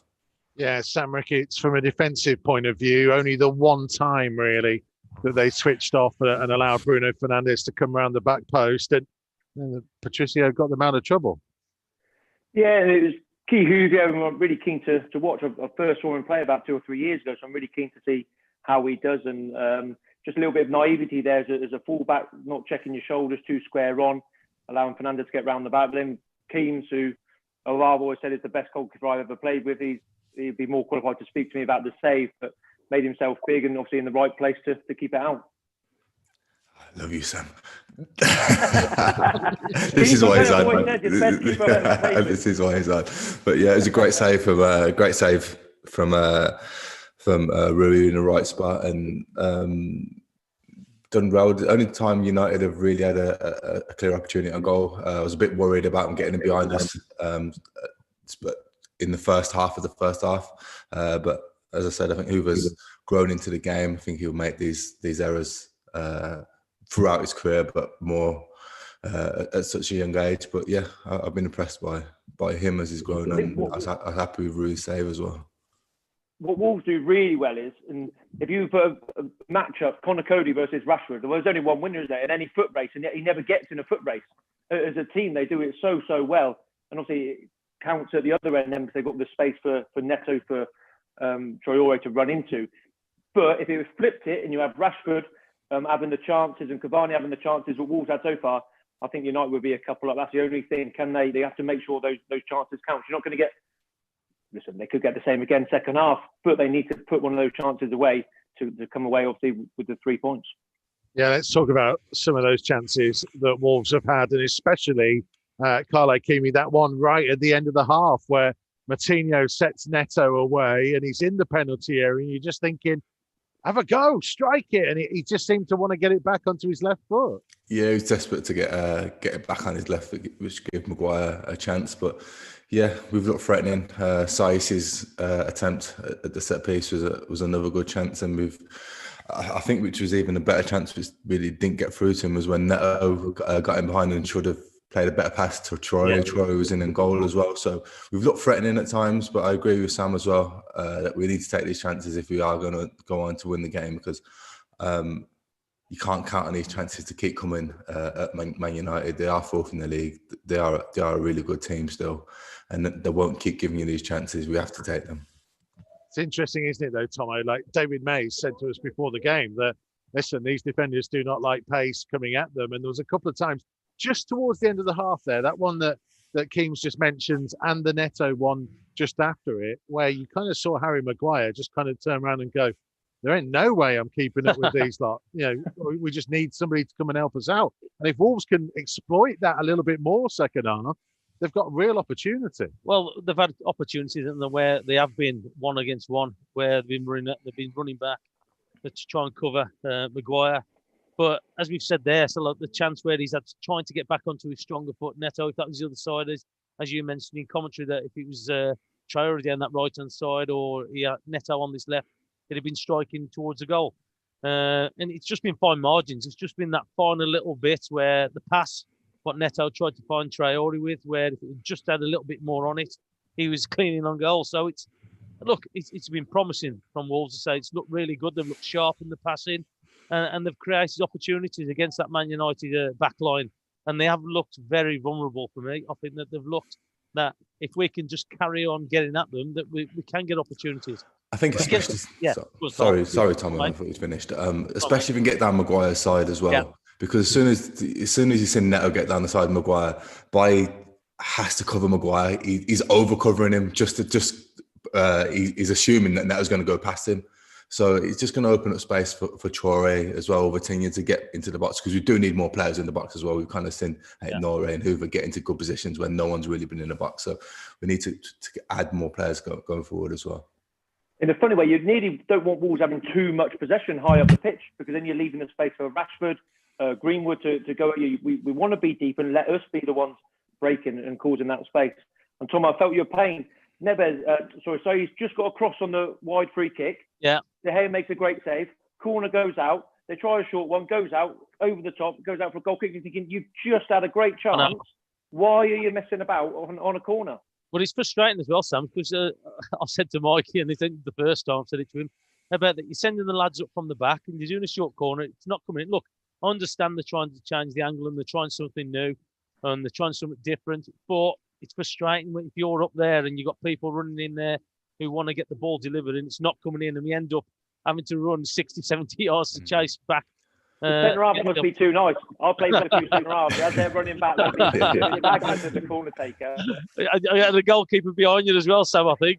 Yeah, definitely. I'd definitely be shouting, but I completely agree with Sam as well that you almost don't want us to have too much possession. It sounds bad, but you don't want us to get countered because you know they've got real pace going forward. So you almost want us to sit back and keep hitting them on the counter attack, because it does seem to open up a bit more for us as well when we're sitting back a bit. But it's a fine margins. You want to see us on the front foot, but you're always worried about that counter attack.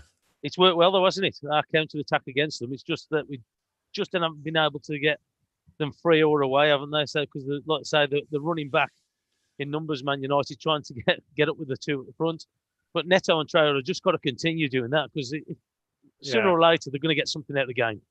Just very quickly, because the teams will be coming back out very shortly. Sam Ricketts, just a quick word on the way the back three have lined up tonight, because Romain Saiz is doing the Connor Cody role and Connor Cody is doing the Willy Bolly role. We spoke about it just before we went on air, and you rightly said I was a bit worried about a left footer playing on the right of the three, and I know they did it. I think it was against Burnley a few weeks ago. That's the only one I can really think of, is that it puts Connor as a right footer on the right. But he's done it ever so well, hasn't he? You can see the calmness on the ball, like Connor Cody, midfielder, playing in the middle. Well, Saiz is exactly the same. Another midfielder who's calm on the ball. I think he chopped someone in the box in the first 5 minutes, and it allows Wolves to get a couple of passes away rather than just long balls, clearances. They actually play their way out, which means Traore and Neto end up with good possession. But I'll tell you what, he has looked a very, very good player in the middle. I think that's the most important thing as well, as Sam just alluded to, is that when we do break it down or regain possession in our half, that first pass and first two passes are vital, because if you don't get them right, it just keeps coming back, and then it starts to become a long night then. Yeah, because Man United have tried the press a number of times, and we've been able to get out of it with the midfielders coming short and just getting the ball. So hopefully it'll continue in that second half as well for me. Okay, boys, thank you very much indeed. More from Sam Ricketts and Ikeme to come after the final whistle. Hopefully, more to come from Wolves in the second half here at Old Trafford. They are doing well, but it is goalless. Is there to be some more goals? Certainly, if my absolutely wild prediction of 3-2 is to come right, it's going to be a hell of a second half. I was going to say, it'll be a great second half. Don't go anywhere, folks. We're back in just a second.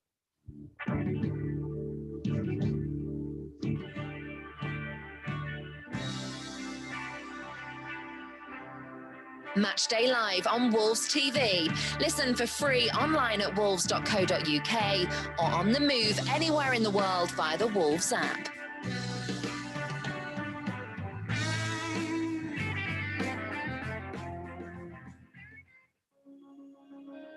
The Old Goal Club has a new series, My Golden Game.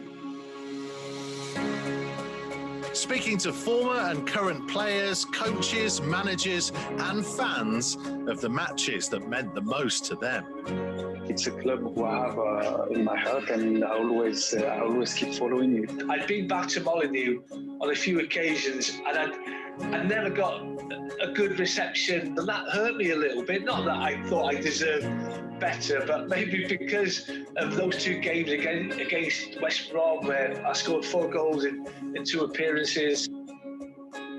Check out the series so far, featuring the likes of Julian Lescott, Kevin Doyle, Neil Emblem and Dennis Irwin. I was absolutely delighted when they came in from League One, and even more so when, after having a tough first 4 or 5 months, that we were on a bit of a roll and ended up playing in this fantastic game. Old Goal Club, My Golden Game, available now. Wolverhampton Wanderers is a club with a bright future, but also a shining past. See the history of the club we love, from humble beginnings to the present day, in the Wolves Museum, featuring unique artefacts from our illustrious past and interactive exhibits for kids big and small. The Wolves Museum, open Fridays, Saturdays and Sundays from 10 a.m.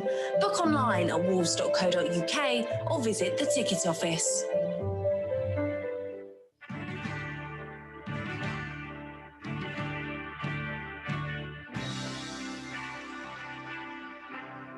Matchday Live on Wolves TV.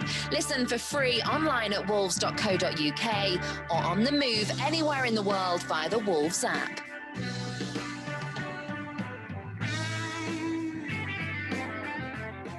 So 2 teams just back out for the second half here at Old Trafford. Goalless. Hopefully not for too much longer. If Wolves can get things moving and take one of the opportunities that they've been able to craft, and who knows, that long wait for a win in this part of Manchester could be coming to an end. United making a change at half-time. Alex Telles going off and Luke Shaw coming on.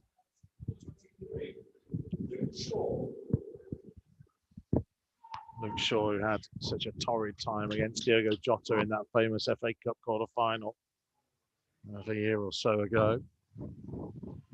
Feels like an age away. Back underway then for the second half here. Can Wolves get themselves a famous win? Rashford on foreshore as United attack the Stretford end away to our left-hand side. It was just caught by Ruben Neves. Wolves with Patricio in goal, Hoover and Ait-Nouri are the wing-backs. Then Cody, Saiz and Kilman the back 3. Martinho and Neves and Vitinha in midfield. Traore and Neto, the 2 most advanced. Are you finally back in and settled now? I am settled. I am settled now, Michael. I am. Had my little snack, what you got me for half-time, and it's okay now. United with the free kick. Out on the left-hand touchline, 10 yards from the corner flag. Fernandez to whip it in. right-footed, and it came off the head of Neves, goes out the far side of the penalty area. Traore first to it and puts his left foot through it, clears it a long way downfield.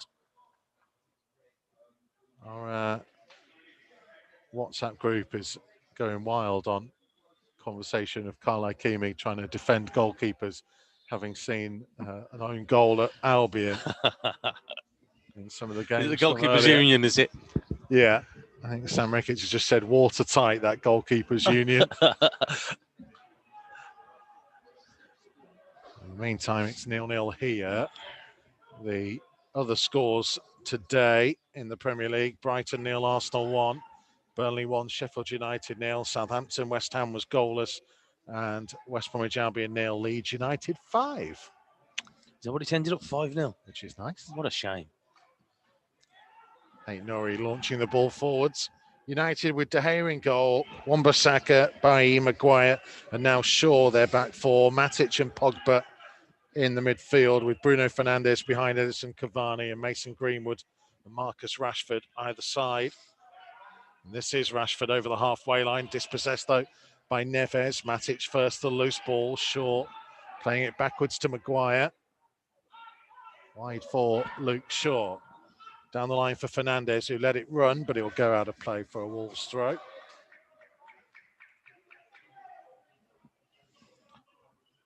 It is bitterly cold here now. It has dropped, hasn't it, now? It wasn't too bad when we first come in, was it? But it's definitely dropped now. Yeah, it was warmer in the Stadium Bowl than outside the stadium, but gradually through that first half, it's got colder and colder here. Neto couldn't quite get on the end of a pass from Aït-Nouri. Pogba loose though, Vitinha intercepting. Neves finding Hoover.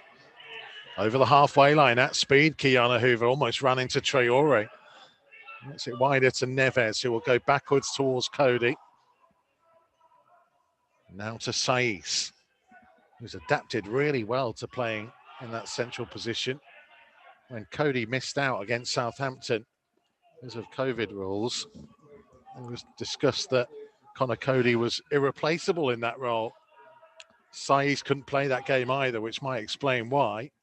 Wolves went to a back four and have since experimented with it. Well, they've swapped and changed it, haven't they? And like people talk about this plan B, don't they? Well, they've shown already that they can change formations and change players in there. And again, they say it's Hoover coming into the side, playing it right back. And in that first half, he did pretty well. Given the injuries we've had, it's more like plan C or plan D or plan E by this point. There you go. We'll give for the alphabet as the way we're going. The way things are working. You might get a mention, mate. You might get in there. Spring your boots, mate, your shin pads, you might be all right. Rashford dispossessed by Hoover. Trying to drive up over the halfway line here, Kiana Hoover, and taken out by Marcus Rashford, who's going to get himself a yellow card. Did brilliant though, didn't he? Hoover did brilliant. Possessed Rashford to start with and had the confidence to drive forward with the ball. Rashford chasing after him. But what he did really well was go across him. So he knew that if he's going to try and get the ball, he's going to have to foul him. It's interesting, Kiana Hoover. He could also play as part of the back three, but clear that Wolves do see him as more of a wing back at the time being at least. When he's played for the under-21s as it's been in the Football League Trophy, EFL Trophy, he did play as a wing back. Even though Oscar Burr was on the field at the same time, it was Burr who played in the back three instead. So Man United are going mad, appealing for an offside against Traore. But the assistant referee was having none of it. There is Hoover, ball in hand. Just past the midway point of the United half. Vitinha's pass back to him wasn't strong enough. Rashford looked like he'd run it out of play. Cavani clattered into by Hoover this time. Free kick United. Well, I think they've let Man United get away with that a little bit. So, like, I thought that Wolves would have just tried to steal that ball. They've ended up giving a free kick to Man United, just letting them off the hook a little bit. Wan-Bissaka over the halfway line for Pogba. Just hanging it high, and it'll go all the way through to the waiting Rui Patricio. Yeah, he can carry on doing that all night if he wants. So, look, he's just going to give us the ball back. so easy. But again, it's a good line from Wolves, I think, who are making Man United push up with them. What have you made of, I say, the return to the back five tonight? Where are you standing at the minute in terms of what they should stick with for a time being, or are you happy to see them keep changing? I'm happy with them keep changing. If what they're going to do, they're going to try and suit it, depending on what players or what team they're playing. I think that it's good that they can change the formation and change the side. And again, it's gone tonight that they can change the people who are actually playing those positions as well. And look, I say, if it's going to win your games, or you're going to compete against teams that you think that might cause you a problem, it's great to see. So look, at the end of the day, so the players have got things in their mind where how they need to play, and it just keeps them on their toes because they've got to make sure that whatever formation they play, they need to make sure they're playing in it. There's Greenwood, falls to Cavani, wide to Wan-Bissaka, early one into the Wolves penalty area. That's going to go all the way through to Patricio again. See, for me, that's good defending as well. You can see Sai's shouting to Patricio to come, you can have it. Traore up against Matic, trying to go past him on the outside over the halfway line. He's got Hoover in support. And Hoover wasn't quite high enough in support for him. Pass went too far ahead of the young fullback. And you could see the frustration on his face, couldn't you? And the reaction. Well, yeah, having held off three players for a good 20 yards, he didn't quite get the pass at the end of it. Wan-Bissaka up towards halfway. Infield to Pogba, to the right of the centre circle. Long, straight diagonal ball that's great positioning. Headed away by Hoover. Vitinha dropping a shoulder away from Bruno Fernandes. Leaves it to Matinho to the left of the centre circle. His first and 50% of his Wolves goals have come here at Old Trafford. Yeah. For João Matinho. It's a great goal as well, wasn't it? It was indeed. Here's Ruben Neves. Out to the right-hand side for Kiana Hoover. Up against Shaw, back to Neves. Wide again for Hoover. He's going to use the support from Ruben Neves, who will look to play it back in field. Blocked off by Bruno Fernandes. Hoover finds the feet of Vitinha. Now Traore on the turn. Pogba wrapping his foot round him, clearing it as far as João Matinho. Daniel Pedence is stripped and ready to come on into the action early in the second half. As the ball goes towards Vitinha, Matinho trying to hold off a couple of challenges, and a free kick is given against João Matinho. Oh, I'm surprised at that. I'm just trying to work out. I'm trying to see the replay here. I don't know how that's a foul. And I still don't understand how it's a foul after watching the replay. It is Vitinha who is replaced. I thought he's done well. I thought Vitinha's looked sharp. He's looked energetic. He's caused a problem because he's just come that little deeper than the other two. He should be pleased with what he's done for me. I think that he's done all right in there. He's more of a midfielder than Pedence, so it'll be interesting to see how Wolves kind of shape up. Whether Pedence will push a little bit further forwards. Well, you look like you're playing the three now, don't you? Traore's just come out to this right-hand side. Pedence down the middle and Neto out on that left-hand side, but I'm sure that the three of them will probably rotate around where they are on their starting positions. Yeah, so back to some of the front three that started at Anfield, of course, but Wolves had a back four that day, and you wonder, had they gone with the back five instead? I'll tell you what, he got away with that, Maguire. He just stumbled, and I thought he was falling over. Got Traore breathing down his neck, and I thought for a second he was just going to pinch the ball off him, and he was the last man as well. Well, he was a long way wide, wasn't he? He's not wide, but I say he was, but with the pace at Traore, if he's away from him. There's Bruno Fernandes, presents the ball straight to Pedence. First action. Pedence manages to work it down the line to Traore, up against Matic. And Matic getting a foot in on it. Traore, it's going to be given as a Man United throw. See, for me there, he's got to get Matic. There's no way Matic is going to stay with him. Just knock the ball in front of you. He's got the space in front of him because he's got three Man United players coming after him. Bruno Fernandes' ball, Hoover's header, picked up by Greenwood. Left-hand touchline, 15 yards inside the Wolves' half. Infield to Pogba. Back to Greenwood. Neves with a foot in, but Greenwood recovering and spraying it out to the right-hand side for Wan-Bissaka. Up against Aït-Nouri, just the right-hand side of the penalty area. Aït-Nouri stayed with him. Well defended. Wan-Bissaka, though, trying to flick it round Aït-Nouri, and Aït-Nouri gets back in front of him for a second time and plays it to Pedro Neto. That's Aït-Nouri. Matinho will just put his foot through it and clear it to halfway. Yeah, it's good defending from him twice, wasn't it? Because Wan-Bissaka's quick. He's a good defender. Here come United again, though. Well intercepted by Pedence. Neves early to Traore. He just showed too much of it to Luke Shaw. I don't think he saw him. I think he's seen him coming. He's able just to go on the blind side of him. And I think that if he did see him, he would have gone a little bit quicker, I think. Didn't realise Shaw was coming. There is Luke Shaw. 1-2 with Rashford. Deep in the Wolves half. On the Manchester United left-hand side. Little short pass to Rashford. Infield to Pogba. Pogba trying to dink it into the penalty area. Patricio well done, coming keeper. And claiming again. Well done, keeper. He's done that well tonight as well, Patricio. Played about 12 minutes of the second half. Pedence gives it away to Cavani. Shaw just over halfway into Rashford. Back to Edison Cavani. Now for Nemanja Matic. Wide for Shaw. Neves, the closest Wolves man to him. He play it down the line for Bruno Fernandes and run past him on the overlap. Hoover with a foot in, though. Pedence winning a free kick from the challenge of Matic. And Wolves will get a chance to try and clear it away. Yeah, so again, just felt that challenge coming in. And Matic just went to ground. But again, they've been comfortable to play out, haven't they? They've been comfortable, not just, they haven't just wanted to put the foot through it. They want to play. But it's good to see that they're happy just to receive the ball, even in tight areas.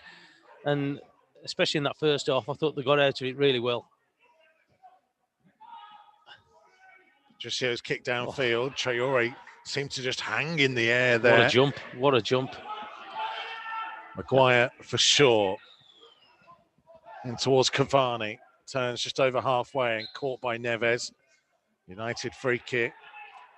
Well, Fernandes getting on with it quickly and not from where it should have been taken either. I'm surprised the referees allowed that to go. Because they were a good 10, 15 yards in front of where it was. Shaw. Infield to Bruno Fernandes. A good foot in by Neves, and Hoover plays it off Bruno Fernandes for a goal kick. Yeah, they've managed him well at the moment. Apart from that one chance that he's had in the first half, they've managed him pretty well because he is a danger. Just looking down, Nuno in deep discussion with Rui Pedro Silva still, and I can see Fabio Silva warming up intently away to our left-hand side. There's Neto, tried to take it on the chest by just able to turn quicker than Pedro Neto. Bruno Fernandes caught late by Saiz, but he works it forwards to Greenwood. Greenwood in the penalty area, trying to go on his right foot. Oh, well played, Kilman. Kilman, so calm. Just stepped in at the right time. Brilliant. And then able just to find Matinho, who lifted it forwards, and Wolves will get a throw on halfway. Oh, that's what I like about him. He's quite calm, isn't he? Even when there's pressure on him. Aït-Nouri. Wide for Pedence. Back into his own half to Kilman. To remain Saiz, who probably a bit fortunate to come back for a yellow card for his late challenge on Bruno Fernandes. Left a little bit on him with the Moroccan. There's Matinho. Pedence on the left-hand side. Aït-Nouri had continued his run. Here he is, closed down by Wan-Bissaka.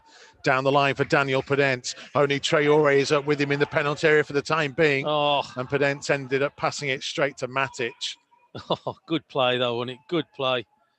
And again, it's just that final thing again, was in that top third. And I know that's the most important area at both ends. Oh, Neves so close to winning it back. He has done for a second time. Here's Traore, 25 yards from goal, central position. Support coming up on the right-hand side from Hoover. Infield to Pedence. Back out wide to Hoover again. Nobody in the penalty area, so Hoover is just going to run there himself, and he tried to wriggle his way through. Just forced a little bit wide. Plays it out to Traore on the right-hand side. Traore's now going to cut in on his left foot. Little dink cross, and it was just above João Moutinho, who arrived out of nowhere. Well, look, I know he's small in stature, but I tell you what, he leapt well. and he was on the move. That was the more important thing. The cross was just a little bit too high for him. But at least he's trying to get across that box. Oh, Man United just get the ball aeroplane, give us the ball back. Not scored in the calendar year, João Martinho. I think he scored down that end. Is that the end that we're kicking into now? Is it? Yeah. Yeah. Great finish. He's not scored for 47 appearances. And his Bournemouth was the other one. 38 league appearances ago, that goal against Bournemouth on the 23rd of November 2019. And here he is again. To Hoover, to Cody. Anthony Martial is about to enter the fray as Kilman has it over the halfway line. Into Pedence, helped around the corner to Neves. Wide for Aït-Nouri, down the line for Pedence. Wolves are looking slick again as the ball comes in field to Neto, who will help it out to the right-hand side to Traoré, and Hoover is set up on the outside of him. And here is Kiana Hoover, who lifts his cross in, and it's by his header away. Traoré picks up on it. Turns, plays it in field to Neto. Neto heading back out to the touchline. We'll have to go all the way back to halfway to Cody. Good spell this though, Tomo. It is. It's a great spell. Retaining possession of the ball. Just trying to open up that opportunity. It hasn't come at the moment, but so they're starting to probe into the Man United defence a little bit. Aït-Nouri loses out on possession to Wan-Bissaka. Up to Cavani. Aït-Nouri trying to get a foot in. Pogba dinking it to Bruno Fernandes in the centre circle. To Luke Shaw on the left-hand side as United come pouring forwards in towards Greenwood. Now Bruno Fernandes will try and lift his cross in. Kilman, again, well positioned. Yeah. And again, just a calm clearance. Pedence, though, can't hold it up front. And he's gone down injured as Pogba has the ball at feet. Trying to run on the outside of Aït-Nouri. Back in field to Bruno Fernandes. They're not going to kick it out. He needs to get up Pedence if he's not hurt as such. Wide here for Wan-Bissaka. Back to Pogba. Now to Bruno Fernandes. First time cross hanging high, and Rashford climbed high but couldn't keep his header down. And Fabio Silva is stripped and ready to come on for Wolves as well. It's Mason Greenwood who's being replaced for Anthony Martial. Yeah, he's holding the back of his calf, Pedence. Wolves may just hold fire with that Fabio Silva change just to quickly check on Daniel Pedence. In the meantime, they've also got, I think, Aït-Nouri down over on the far side. Yeah.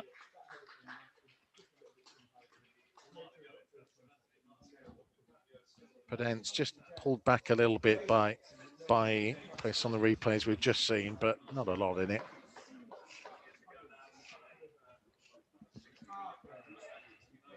Past the hour mark. 64 minutes played. Still Manchester United 0, Wolves 0. It was 0-0 the last time the two teams met here in February. A game that many people may have easily forgotten. Much like the first meeting in the FA Cup earlier this year. It was 0-0 at Molineux. The replay here, Man United got a quite fortunate goal in the end when Mata went through. Pedro Neto had one disallowed in the first half when the ball had rebounded off, I think, Raul Jimenez's hand. I can't look at our producer Yanni here, who'd normally nod and tell me if I'm correct in my recollections. He's a couple of rows up behind us in the socially distanced press box.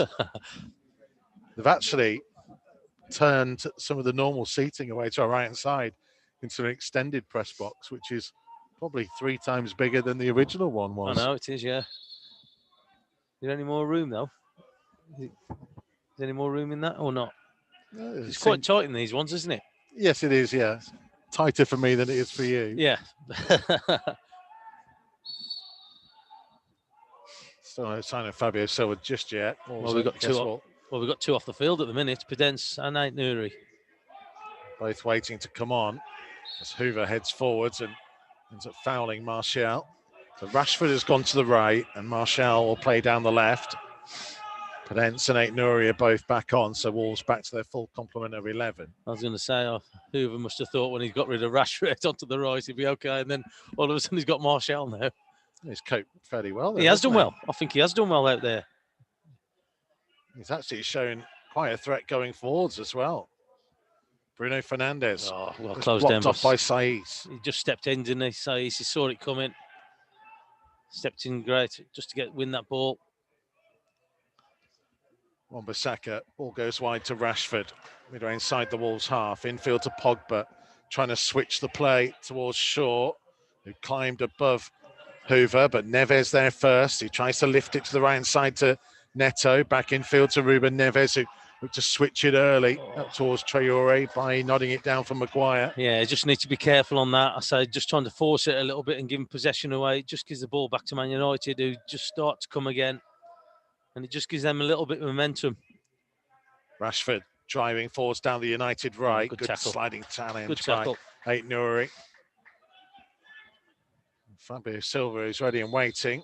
And they will prevent United from taking the throws. Pedro Neto, who comes off. Thoughts on his performance? He's done well. So, look, I think in that first half, he'll probably be disappointed with the opportunities that he has had, or half chances that he's had, that he hasn't made them better. Well, he'll still be pleased with his performance. He's worked hard with and without the ball. And again, he's played a lot of minutes at the moment, hasn't he? Got another game coming at the weekend. Pogba on that right-hand side. Loose ball in field that Neves can pick up on the edge of the Wolves penalty area. Ball. The left-hand side for Traoré. Just watching Neves there. There's a crowd of Man United players, and he just pinged the ball across the floor, straight out to the left-hand side. Fabio Silva losing it just inside the United half. Maguire back to Matic, the deepest of the United players at the moment. I think it's still important that those front lads try and put a little bit of pressure on those back lads of Man United. Just stop them being able to pick that pass into the midfield or the front line. There comes Pogba down the right-hand side. Low one in towards the near post. Cavani trying to get there. Saiss did just enough. It will be a Manchester United corner. It was just a little bit off balance, remained Saiss, but he made sure to get his right boot to it as he was falling backwards. Yeah, I was going to say, you just touched on it there. He was tracking backwards, wasn't he? Just trying to block him off. And he was able just to get his foot to it just before Cavani just come in just behind him. Yeah, so he did well. Corner left-footed from the right-hand side, whipped towards the penalty spot, bouncing round and put home. But the offside flag will go up against Edison Cavani. It was a dangerous set piece. Yeah, he's miles offside, isn't he? It he? hits Cody and goes through to Cavani. It will be, well, they're pausing here. And I think they just got to check who this comes off, maybe. I think it will be, because it is the initial header from Bai that sends it forwards, and he is offside. He's miles off. Yeah, he's miles offside. So despite the fact it hits Cody. Doesn't matter. He's there, isn't he? Sees him on the hand as well. It comes off Kilman, off Cody. Cavani puts it in. Well, they're saying that a bit the handball, I think, off Cody. I think they're after as well. Well, the offside counts before that anyway, doesn't it? Yeah, on the initial header. But again, you've got to be so careful, haven't you? 20 minutes to play at Old Trafford, an increasingly cold Old Trafford that sees Manchester United and Wolverhampton Wanderers currently goalless here. Fabio Silva, Martinho, Pedence in the centre circle to Traoré, trying to find Fabio Silva, who's just a little bit off balance. And here comes Martial trying to run at pace in the Wolves half.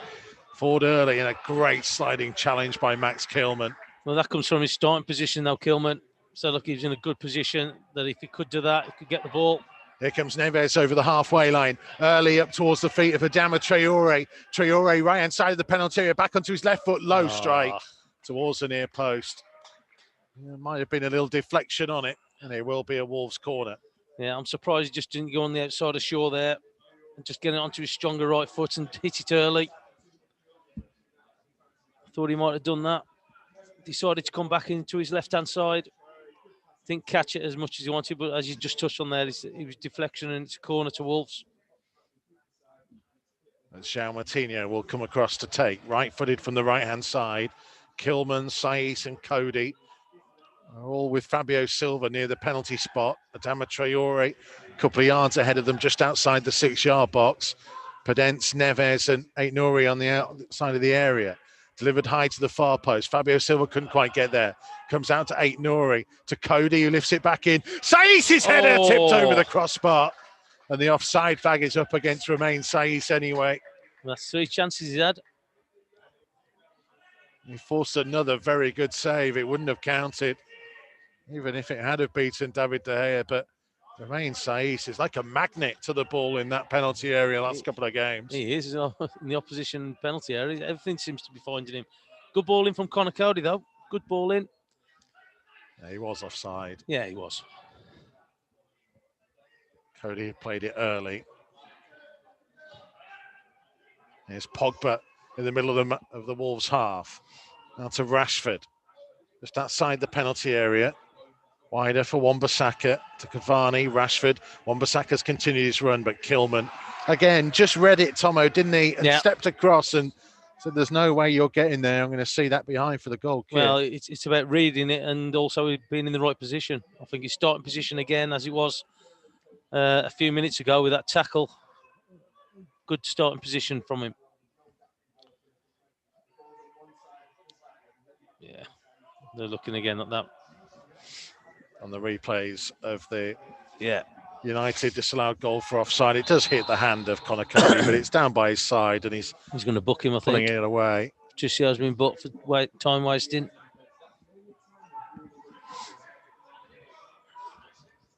It's a bit early for that kind of stuff. Wolves were debating whether to take it short. In the end, Patricio will hit it long up towards halfway. Again, Traore just has incredible hang time. He has. From these jumps. Well, I used to play alongside somebody who was very similar, Don Goodman.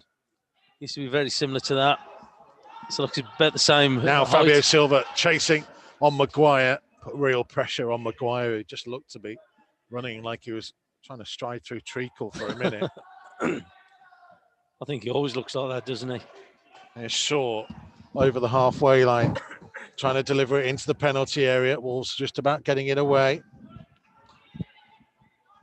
Manchester United throw out on the left-hand side. Shaw throws backwards to Matic. Heading towards the final quarter of an hour. There's Kiana Hoover getting the better of Bruno Fernandes, but the clearance nearly went to Martial. Neves puts his foot through it. Bailly has time to collect the loose ball. To Wan-Bissaka on the right-hand side, midway inside the Wolves half. 10 in from the right-hand touchline. Little short, wider ball to Rashford. Back to Bailly. Infield to Matic. For Maguire to take over. He was looking left. He'll go right instead into the centre circle to Nemanja Matic. Looks to try and switch the play to the left this time to Bruno Fernandes. Trying to play it infield towards Pogba. 20 yards from goal. Pogba striking. Good save by Patricio. Low to his left-hand side. Fizzed through some bodies on the edge of the penalty area. Came at him so sharply. It was a good strike, wasn't it? It was a good strike, and he had to get his hands or both hands on that one.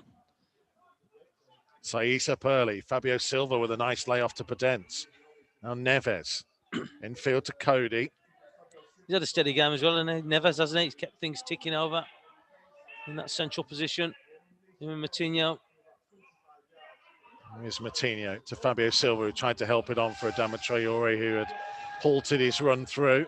Yeah, you could see what he was trying to do, and he got a little bit too much on it anyway, but you could see he was just trying to hit it into the path of Traore. It's been a stat on screen that Man United have scored 9 goals in the final 15 minutes of games this season. Wolves, of course, all the last 3 in the Premier League have come in the last 5 minutes of games. There's Martial trying to cut infield on the edge of the penalty area, blocked off by Saiss, and the offside flag has gone up really late against Anthony Martial. I don't get it. Don't get that kind of thing. If he's offside, he's offside. If it's clear, put your flag up. I don't know why. It must drive players mad. Because if I was a defending player in this, it drives me mad. If players are miles offside and the flags are not go up and the play's continuing. So it must be really frustrating for players. Cody with a free kick, looking to launch it for Daniel Pedence to chase. Maguire will shepherd it out of play for a United throw, 10 yards from there. Left-hand corner flag, Matic. Oh, he just got away from Traore and Pedence when it looked like he'd overrun it. Manages to find Martial. Now Pogba driving over the halfway line. Game becoming a little bit more open and stretched. Wan-Bissaka back in field to Pogba. Tiredness will begin to play a part, of course. United having quite a few more hours to recover than Wolves did. And here's Pogba on the edge of the area. Back to Martial, who curls it high, wide, and not troubling Rui Patricio. Yeah, and Nuno's putting his arms up in the air and wondering why he's been able to get that opportunity to do it, or to have that clear space on the edge of the box. Yeah, but we just need to make sure that we don't start to get a little bit lazy now. We need to still be tracking back because, like you said, Man United are starting to come a little bit more into it, I think. Hoover trying to do a little bit too much, but Neves will clear. Traore controlling on the chest, but Matic steps across in front of him. Pogba for Rashford. Back to Wan-Bissaka, just to the right of the centre circle. Infield to Matic, who's growing in his influence in the game. Yeah, and we haven't been able to get our front lads into the game. Bruno Fernandes for the run of Cavani. Sent wide, comes to Shaw. Back again to Bruno Fernandes. Shaw backwards to Matic. Taking it back out towards the United left. Leaves it for Fernandes. Closed down by Neves. Switches the play to Bailly. Just under the centre circle. Looking to the United right this time. Wan-Bissaka in possession. Midway inside the Wolves half.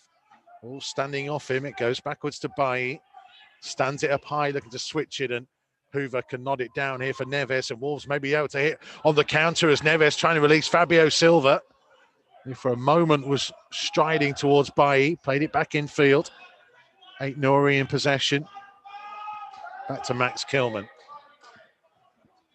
Now for Connor Cody, your point there, Tomo, of trying to get it to stick up top. Yeah, there needs to be better up front for me, front lads. This second half, it's been coming back a little bit more. Again, I've just done that and so he just passed the ball straight to one of the Man United back line. Maguire, Rashford, Flagger stayed down against Marcus Rashford into the penalty area. Big, important block and a follow-up challenge. And this time the offside flag goes up late. Why do they wait so long for him to have two efforts on goal before the flag eventually goes up? It's again, and Saiss is putting his arms going, what's going on? It can't keep happening. Just watching it here, he's miles off. I mean, if he's offside, he's offside. Flag goes up there. As soon as he brings it down in the penalty area, Saiss gets the first block, Cody the second challenge, and then the flag goes up. I mean, that's ridiculous. It is. Again, as I said to you, I don't get it. If it's close, I can understand them leaving the flag down. But if it's blatantly offside, they've got to put the flag up. It's as if they're not doing the job, are they? They're there to check for offsides and assist the referee. I don't think they're doing that anymore. They're taking it away from them. There's Hoover with a throw on the halfway line into the final 10 minutes. We approach. That's about 30 seconds or so from it. Traore looking for Pedence, who's not really been involved, has he, since he's come on? I don't think we've got the front three in at all in this second half. Oh, Neves putting pressure on and Pogba made the mistake. And Bailly had to clear under pressure from Fabio Silva. It's a Man United throw. I think he's kicked the bottom of his boot. I don't think he's actually got anything on the ball. Martinho winning it back. Neves is pass for Traore, intercepted by Matic. And a clearance that goes only as far as Saiss. A couple of passes with Cody. And now to Kilman. Aït-Nouri. Doesn't feel like either side is settling for the draw at all, you know. No, but I'd just like it to stick a little bit better up front for me. I think that since we've changed the three lads up front, or the way that we're playing the three lads up front, haven't been able to retain it or get any momentum at all, or to get us up the field a little bit more. Neves to Martinho on halfway, into the feet of Fabio Silva, back to Martinho. Now trying to set Aït-Nouri in behind. Aït-Nouri's made a brilliant run into the penalty area. On his left foot, it's low and saved by De Gea, just palming it to his left-hand side. And Maguire got there first before any of the Wolves players following in could reach it. Fabio Silva wasn't far away. No, he's did really well, didn't he, Aït-Nouri? So look down that left-hand side. Great little ball from Moutinho. Neves fouled by Bruno Fernandes midway inside the United half. Out on the left-hand touchline has given them a set piece. Just watching it again. Great little ball from Moutinho. Just didn't have anybody in the box. Just had nobody in there at all. So Fabio Silva was just starting to run into there, but wasn't up with Aït-Nouri. Here's Moutinho to try and lift it. Instead, he's played it short to Neves. Neves out to Hoover on the right-hand side. Hoover trying to cross. It goes deep. Aït-Nouri will chase, and he will keep it in by the left-hand corner flag. Pulling it back to Moutinho. Opens out on his right foot. Crosses to the far post, and De Gea plucks it out of the air. And looks to get on with things quickly up to Bruno Fernandes. Pedence got across in front of him. The referee waves play on. It looked like Bruno Fernandes had fouled Pedence there. Well, I thought he had as well. I thought he... De Gea is down, by the way, in the Man United penalty area.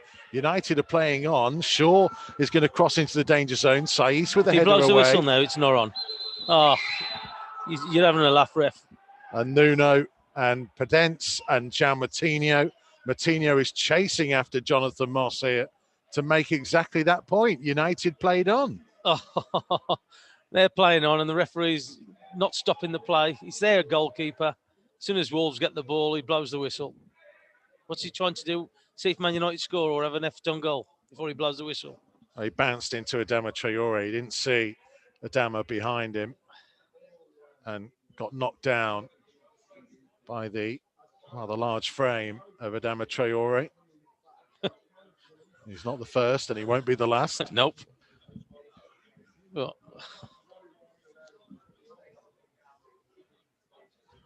we have 7 minutes left to play. And it's still goalless at Old Trafford.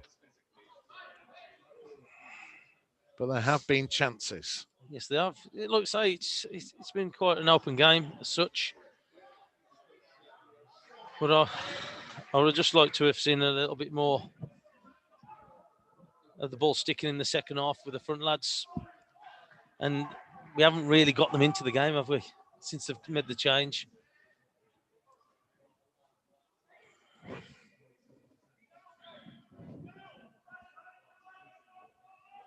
Back and away with Patricio with the ball. Going to launch it downfield towards Traore. Won by Maguire. Luke Shaw. Early one up towards Martial on the turn. Out to Bruno Fernandes. Looking to cut infield from the left on his right foot. Closed down by Neves. Switches the play out to Wan-Bissaka. Aït-Nouri going to close him down. This is Rashford. Back to Wan-Bissaka again. Been shown backwards by Aït-Nouri, who stuck to his defensive duties rather well tonight. There's Bruno Fernandes once more. High ball forwards, away by Aït-Nouri. Fabio Silva can't hold it up, but Moutinho gets a foot in. Neves early up towards Traore, ball bounced off him. Matic had challenged. There's Luke Shaw. Low one to the edge of the box here for Bruno Fernandes to strike. Cody gets a really important block. Great block. Great block. And Fabio Silva stealing the ball, but unfairly, according to Jonathan Moss. Oh, great block from Conor Cody.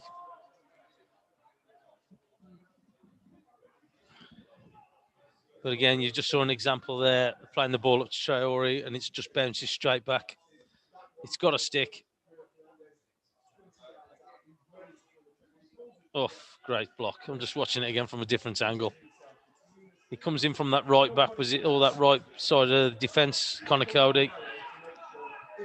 Again, it's about reading the game, isn't it? Yeah. And seeing the danger and getting across and by literally putting your body on the line. Well, as a defender, so look, you come in and make it as hard as possible for attackers to get the ball or get the shot away. There's a great block from him. It's Fernandes and Shaw stood over the ball, lifting it into the Wolves penalty area, headed away by Neves, but everybody was deep. We'll come to Bruno Fernandes, who looks to lift it again towards Maguire, who climbed high. Saiss heading away. Traore can't get there. Headed down by Shaw. Martial back for Nemanja Matic. Infield to Anthony Martial. Now for Matic again on the left-hand side for United. A 1-2 with Pogba. Midway inside the Wolves half. 5 in from the left-hand touchline. Down the line for Shaw. Whips across in from deep. Headed away by Saiss. Pedence now trying to set Aït-Nouri away, and he can lay it down the line for Fabio Silva. And he played it behind Aït-Nouri, who was racing up in support. He was a little bit close to him, wasn't he? Just a little bit close to him, so he just needs to assess what's happening, just support him. But he had enough time and space just to retrieve the ball. 3.5 minutes of the 90 remain. Can Wolves steal something late again? There's Fabio Silva. Loses possession, went down, he hits the ground in frustration as Martial carries it over the halfway line. Out the left-hand side for Shaw, looking to run away from Neves, who's covered so much ground tonight. Yeah, as he's worked hard, hasn't he? He's done well. Anthony Martial into the penalty area. It's Neves well who slides in with the challenge. Moutinho back to Ruben Neves, who clears it forwards. Bailly will get there ahead of Fabio Silva. Just about held off Traore. Shaw, again Neves stretching to get a foot in on it. Pogba to Rashford, looking for Shaw. Across will come Hoover. Manchester United throw. Yeah, Hoover's gone down. I think he's got a little bit of cramp, I think. He's not had an awful lot of football in his time at the club so far. And to be fair, he's done well, hasn't he? He's done well there. He's got up and he will carry on. Yeah. Wolves do have Semedo on the bench if they want to use him, as Pogba plays it across the edge of the box. Moutinho's clearance to Wan-Bissaka. Bruno Fernandes trying to lift it into the danger zone. Saiss took control and won the first header. Aït-Nouri taking it wide and calmly turns back in field to Moutinho. Back to Saiss. Who just lifts it wide for Hoover. And Hoover just putting it downfield and inviting Traore to chase, but Maguire giving himself enough of a head start to play it back to David De Gea. Yeah, to be fair, look how late the game is now. It's not a bad ball. It's better than losing the ball on the halfway line. I thought Traore could have probably supported him a little bit better and just give him some kind of option. But if he's in doubt, you just put it into the space and just try and turn the Man United defence.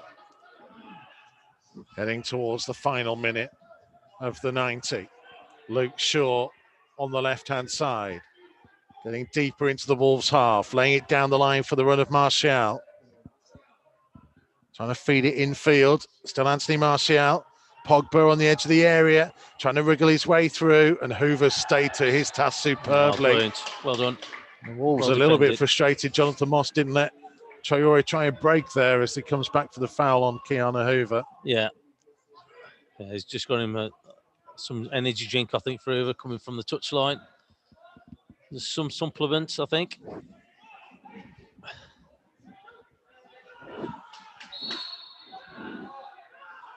Patricio to launch it downfield. 30 seconds left of the 90 minutes. Adama Traore again with incredible hang time. No one could quite get on the end of it, and Traore catches Matic late. I don't know. They play on. Pogba forwards. It's gone over the top of Cody. It comes to Martial. Left-hand side, infield to Rashford, just inside the penalty area. And a foot in by Neves again. And I think that was Kilman who hooked it away. Yeah. So the board's going to go up. And we will have 5 minutes of time being added on. Well done.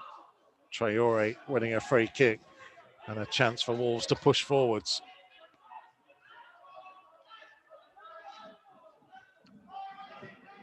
Well, he shouldn't have carried the ball. I'm just saying their officials are... Maguire picked the ball up and run 20 yards with the ball, and they're moaning about where the ball's been put down on the floor for the free kick. Leave the ball alone. Cody with a long ball towards Traore and Maguire. Maguire won it in the air. Shaw back to Bailly, who's just outside his own penalty area. for Wan-Bissaka to Bruno Fernandes over the halfway line. Martinho chasing with him. The two Portuguese midfielders. There's United on the right-hand side. Rashford to Pogba. Neves snapping away at him. Bruno Fernandes. Down the line for Wan-Bissaka. Pogba taking over.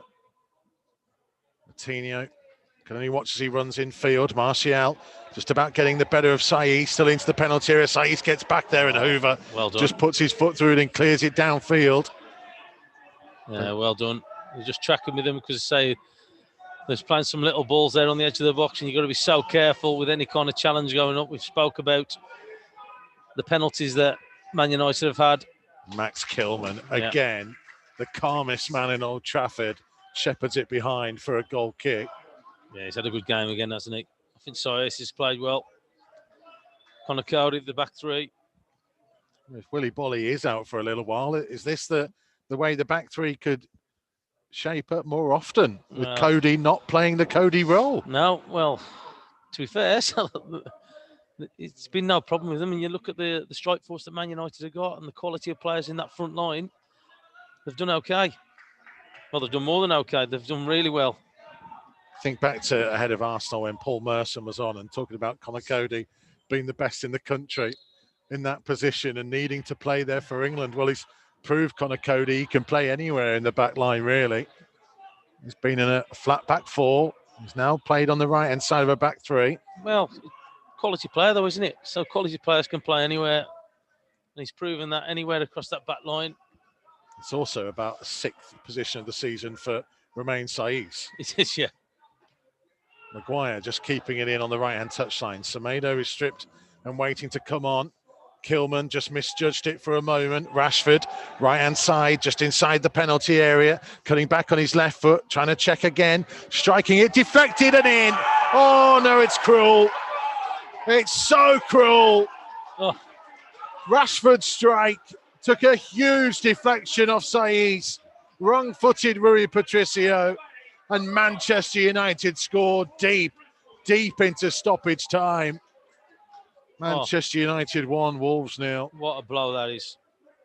And you can see what it means to Connor Cody. He's crouched down on the floor, shaking his head. I think it come off Kilman in it, his deflection. Patricio had no chance.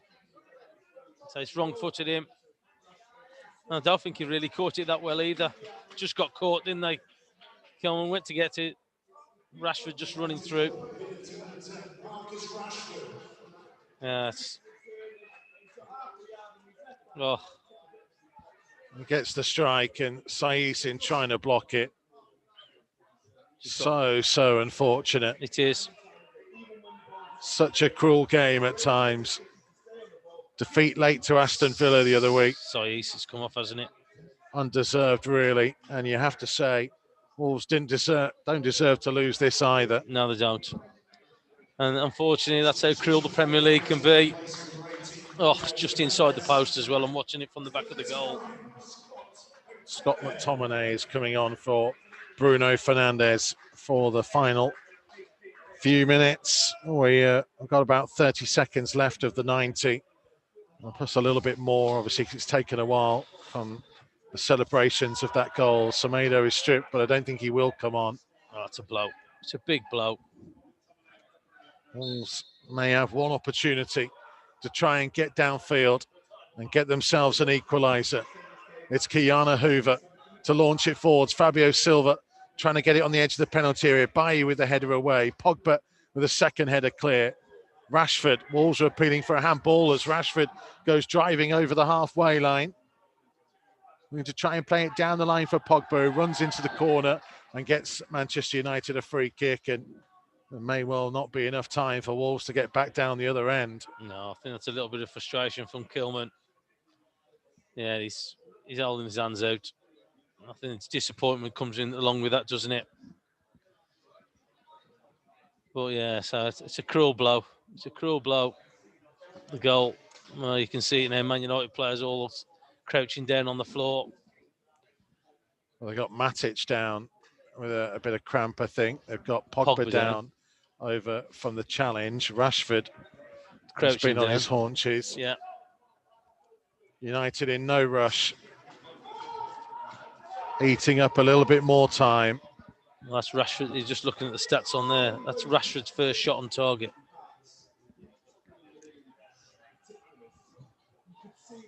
Wolves at the moment heading for defeat as Pogba heads for the corner flag.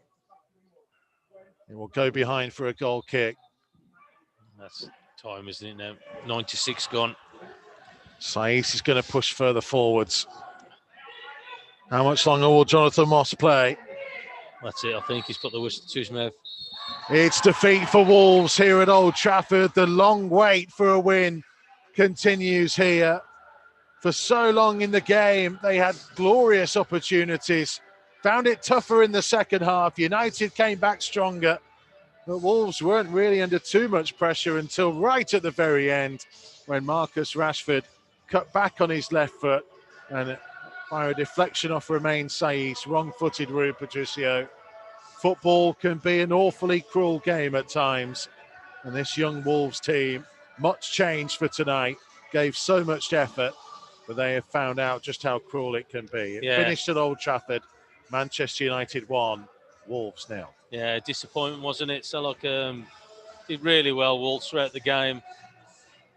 And to concede a goal like the one that they've just seen is very cruel, isn't it? But again, that's football for you, isn't it? It can be cruel. So, they defended really well. I'd like to make it stick a little bit more in that second half. But apart from that, I thought that they worked really hard as a team. And again, they caused Man United some problems, especially in that first half. And you can see the disappointment from their faces, and rightfully so.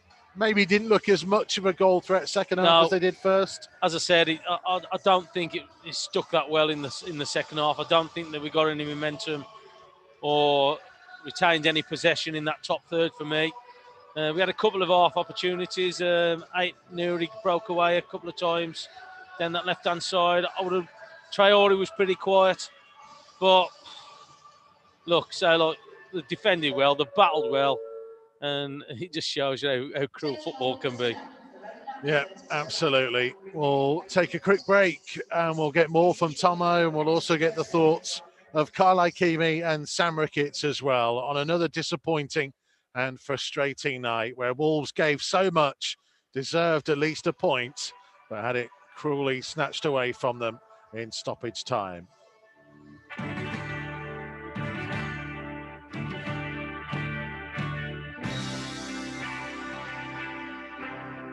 Matchday Live on Wolves TV.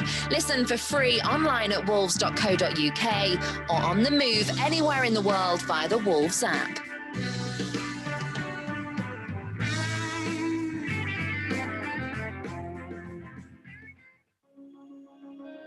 The Old Goal Club has a new series, My Golden Game. Speaking to former and current players, coaches, managers and fans of the matches that meant the most to them. It's a club who I have in my heart, and I always keep following it. I'd been back to Molyneux on a few occasions, and I never got a good reception, and that hurt me a little bit. Not that I thought I deserved better, but maybe because of those two games against West Brom, where I scored 4 goals in 2 appearances. Check out the series so far, featuring the likes of Julian Lescott, Kevin Doyle, Neil Emblem and Dennis Irwin. I was absolutely delighted when they came in from League One, and even more so when after having a tough first 4 or 5 months that we were on a bit of a roll and ended up playing in this fantastic game. Old Goal Club, My Golden Game, available now. Wolverhampton Wanderers is a club with a bright future, but also a shining past. See the history of the club we love from humble beginnings to the present day in the Wolves Museum, featuring unique artefacts from our illustrious past and interactive exhibits for kids big and small. The Wolves Museum, open Fridays, Saturdays and Sundays from 10 a.m. Book online at wolves.co.uk or visit the ticket office.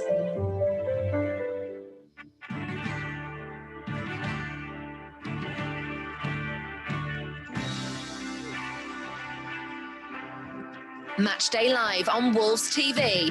Listen for free online at wolves.co.uk or on the move anywhere in the world via the Wolves app. So full time here at Old Trafford, the final game of 2020. Wolves beaten by a 1-0, and it's a cruel football game. As we kept saying at the end there, Carl Ikeme, I don't think Wolves deserve to lose that, do you? No, it was sickening watching that go in, especially in the manner with a deflection. We defended well all game, really, only limiting them to the one chance. That springs to mind with Fernandez, and devastating. You've seen the lads put a lot of effort in. They were tired the last 15 to 20 minutes, but they dug deep, limited Man United to one chance in the game, and just didn't deserve that. Sam Ricketts, we were just praising Max Kilman on commentary just before it, and it's so unfortunate for him that the one time that he just ever so slightly misjudged that ball over the top of him, and it led to the goal. Yeah, you'd be wanting him to head that first ball clear, but then also I'd be looking at Nori and saying, why you let him cut inside? I know Rashford's right-footed, but you can't let him cut inside and have a free shot. If he crosses it, you still got a chance to block the shot. I think something I've preached for many years and got preached to me as a defender is don't let someone cut inside and shoot. And he gave him too much space to cut inside and give it an opportunity for a deflection and it to go in. I think he was watching the game. We're probably all thinking, and Tomo the same, thinking you're waiting for that little bit of quality, really, from Wolves on the break. Thinking, God, you've got enough half chances. It's got that little bit of quality to get the goal. And unfortunately, it wasn't quality. It was a cruel deflection, which has cost Wolves in the end. What did you make of the game overall, Sam? Tomo just said there that Wolves probably didn't look as much of a threat second half as they did first.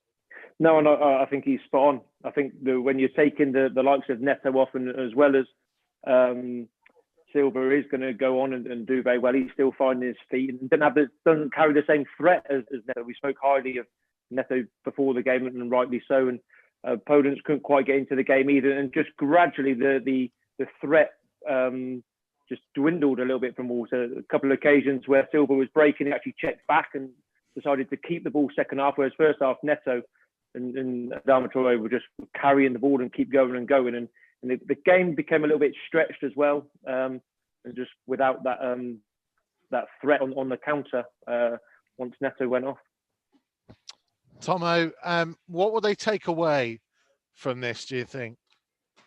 I think they'll be confident in the way that they defended. I think they'll be confident in the way that they played that first half. I think lessons are going to be learnt from that second half, where the ball needs to stick up the front. Never really got the front lads into the game.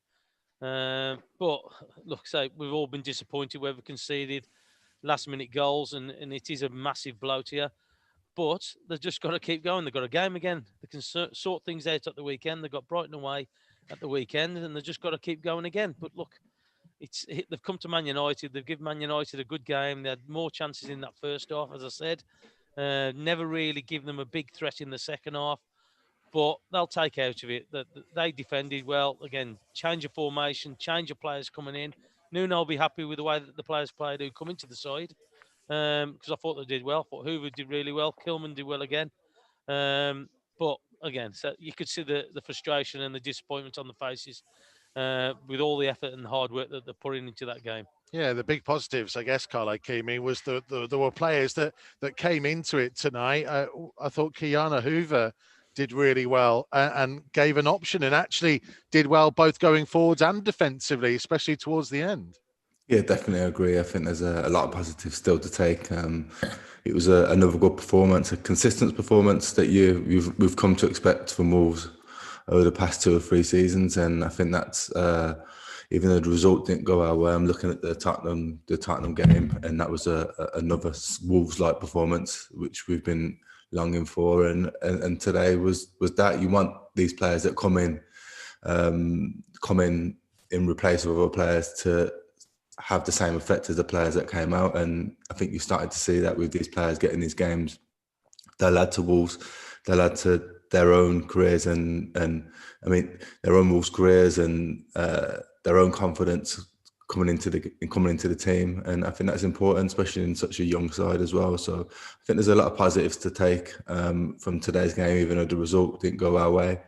But I think we're just dying out for a striker now. I think January's come in, and I'm not too sure what movement we have in the transfer window, and we can't rush Raul back because of obviously the obvious health reasons. And even though I think Fabio has been brilliant, I don't think we can rely on him to come in and fulfil the boots that we expect of Raul. So I'd love to see a bit more help, because you've seen it in the second half. We got in good areas at times, but there was just nobody in the box. And I think that's what kind of made us keep turning back and keep trying to find another route, but it kept on ending up being back at square one, which is... It's been a strange run, really, hasn't it, when you think back over it over the last couple of weeks, because they conceded, obviously, that really late penalty against Villa and end up losing the game, a game that we all kind of thought that they had the better chances in and dominated it, and certainly didn't deserve to lose, probably could have won that game. They obviously got the result against Chelsea. We thought they played really well against Spurs, probably deserved to win it, couldn't quite push through to do so. I think we all agreed they got what they deserved at Burnley, which was nothing. But, apart from that Burnley game, they've actually played pretty well over these matches, and yet they've ended up losing 2 of them. Yeah. I think, I think the team has done really well considering the amount of goals they've scored. Generally, your points comes back to how many goals you scored, and they haven't scored many goals. They find it hard to come by. It's a little bit the style, but a little bit Keane's is right. They're missing Jimenez, they're missing a centre forward.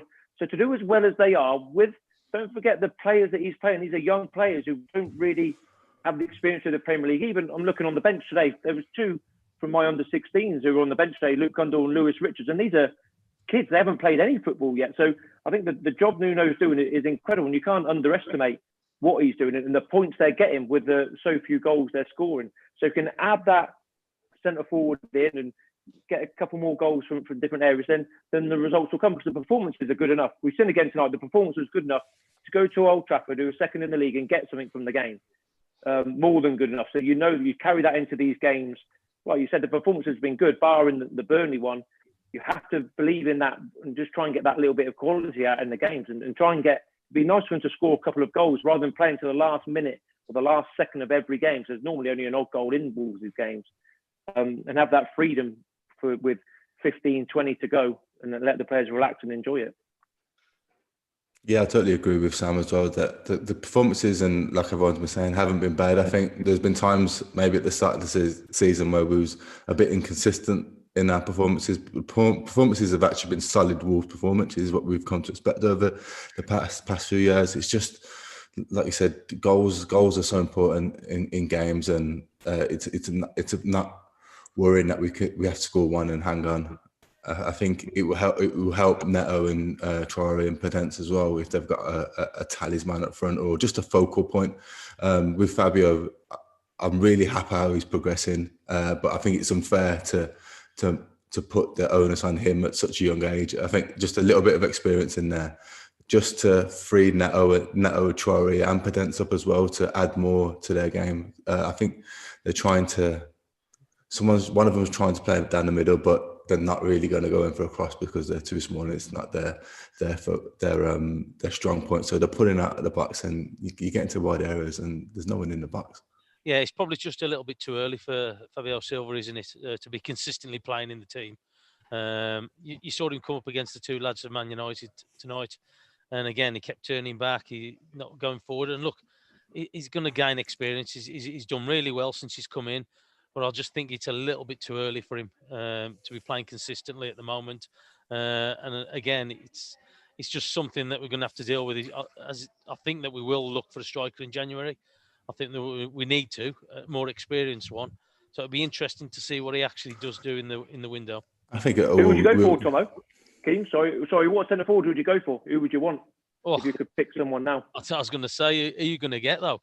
So, look, it's usually going to be a centre forward who a club doesn't want or isn't scoring or isn't performing. But look, we've got to try and get somebody. We've got to try and get somebody, if it's here on loan or somebody abroad. We need to bring somebody in. Because say, look, Raul, we don't know when he's going to come back. And we just need somebody to share the games with Fabio Silva. I I don't know if the links are true. I don't speak to as many people at the club as I used to. The Costa rumour would be great. Someone like him. He's just become available, hasn't he? Someone like him who's got the experience, knows what stage he's at in his career, and also can bring something to the other members of the team, a bit of experience as well. But also, in me saying that I'd like us to bring a striker, I also want Fabio to keep getting his minutes in, because I really think he's going to be really important to the club going forward. And I don't want a player to come in to shut him completely out of the picture. I want a player that will complement him and bring him forward as well. So I think I'm also looking at maybe a short-term fix, but also to help bring on the players that we already have, the young players that we already have at the club, because I feel like Fabio, Neto, Pedro are really important for us moving forward, and I don't want them to be isolated. I don't think they will be, but I don't think they will be. Anyway. Yeah, I don't think they will be. Like I say, but I don't think he's able at the moment to keep playing every week. That was my point. I don't. Yeah, I agree. Yeah, we will see, and it will be an interesting month ahead. And I think at the very least tonight, we have seen that there is real potential in some more of the young players that have come in. I think they've done really well. Produced a decent performance. Unfortunate to lose. Massive thanks to Carl Ikeme, to Sam Ricketts, to Andy Thompson, to everybody who's been involved in Matchday Live Extra in this calendar year. We never ever anticipated that we'd be doing this when we ticked over that first game at Watford back in January. It's been a slightly strange at times, quite bizarre, quite brilliant at others. We ended up getting to a European quarter-final. There is so much that we will remember of 2020, and hopefully lots more of this Matchday Live Extra to come, which is the brainchild of our producer Yanni, who you can just see over Tomo's right shoulder. If he's trying to hide out, he doesn't want any praise. There he is in the blue mask. There he is. But Yanni is the man responsible for everything that we do on here. So thank you very much for everybody who's been involved, everybody who's watched, and hopefully you'll be watching us very soon in 2021. Have a very happy new year, and we'll see you then. Thank you, everyone.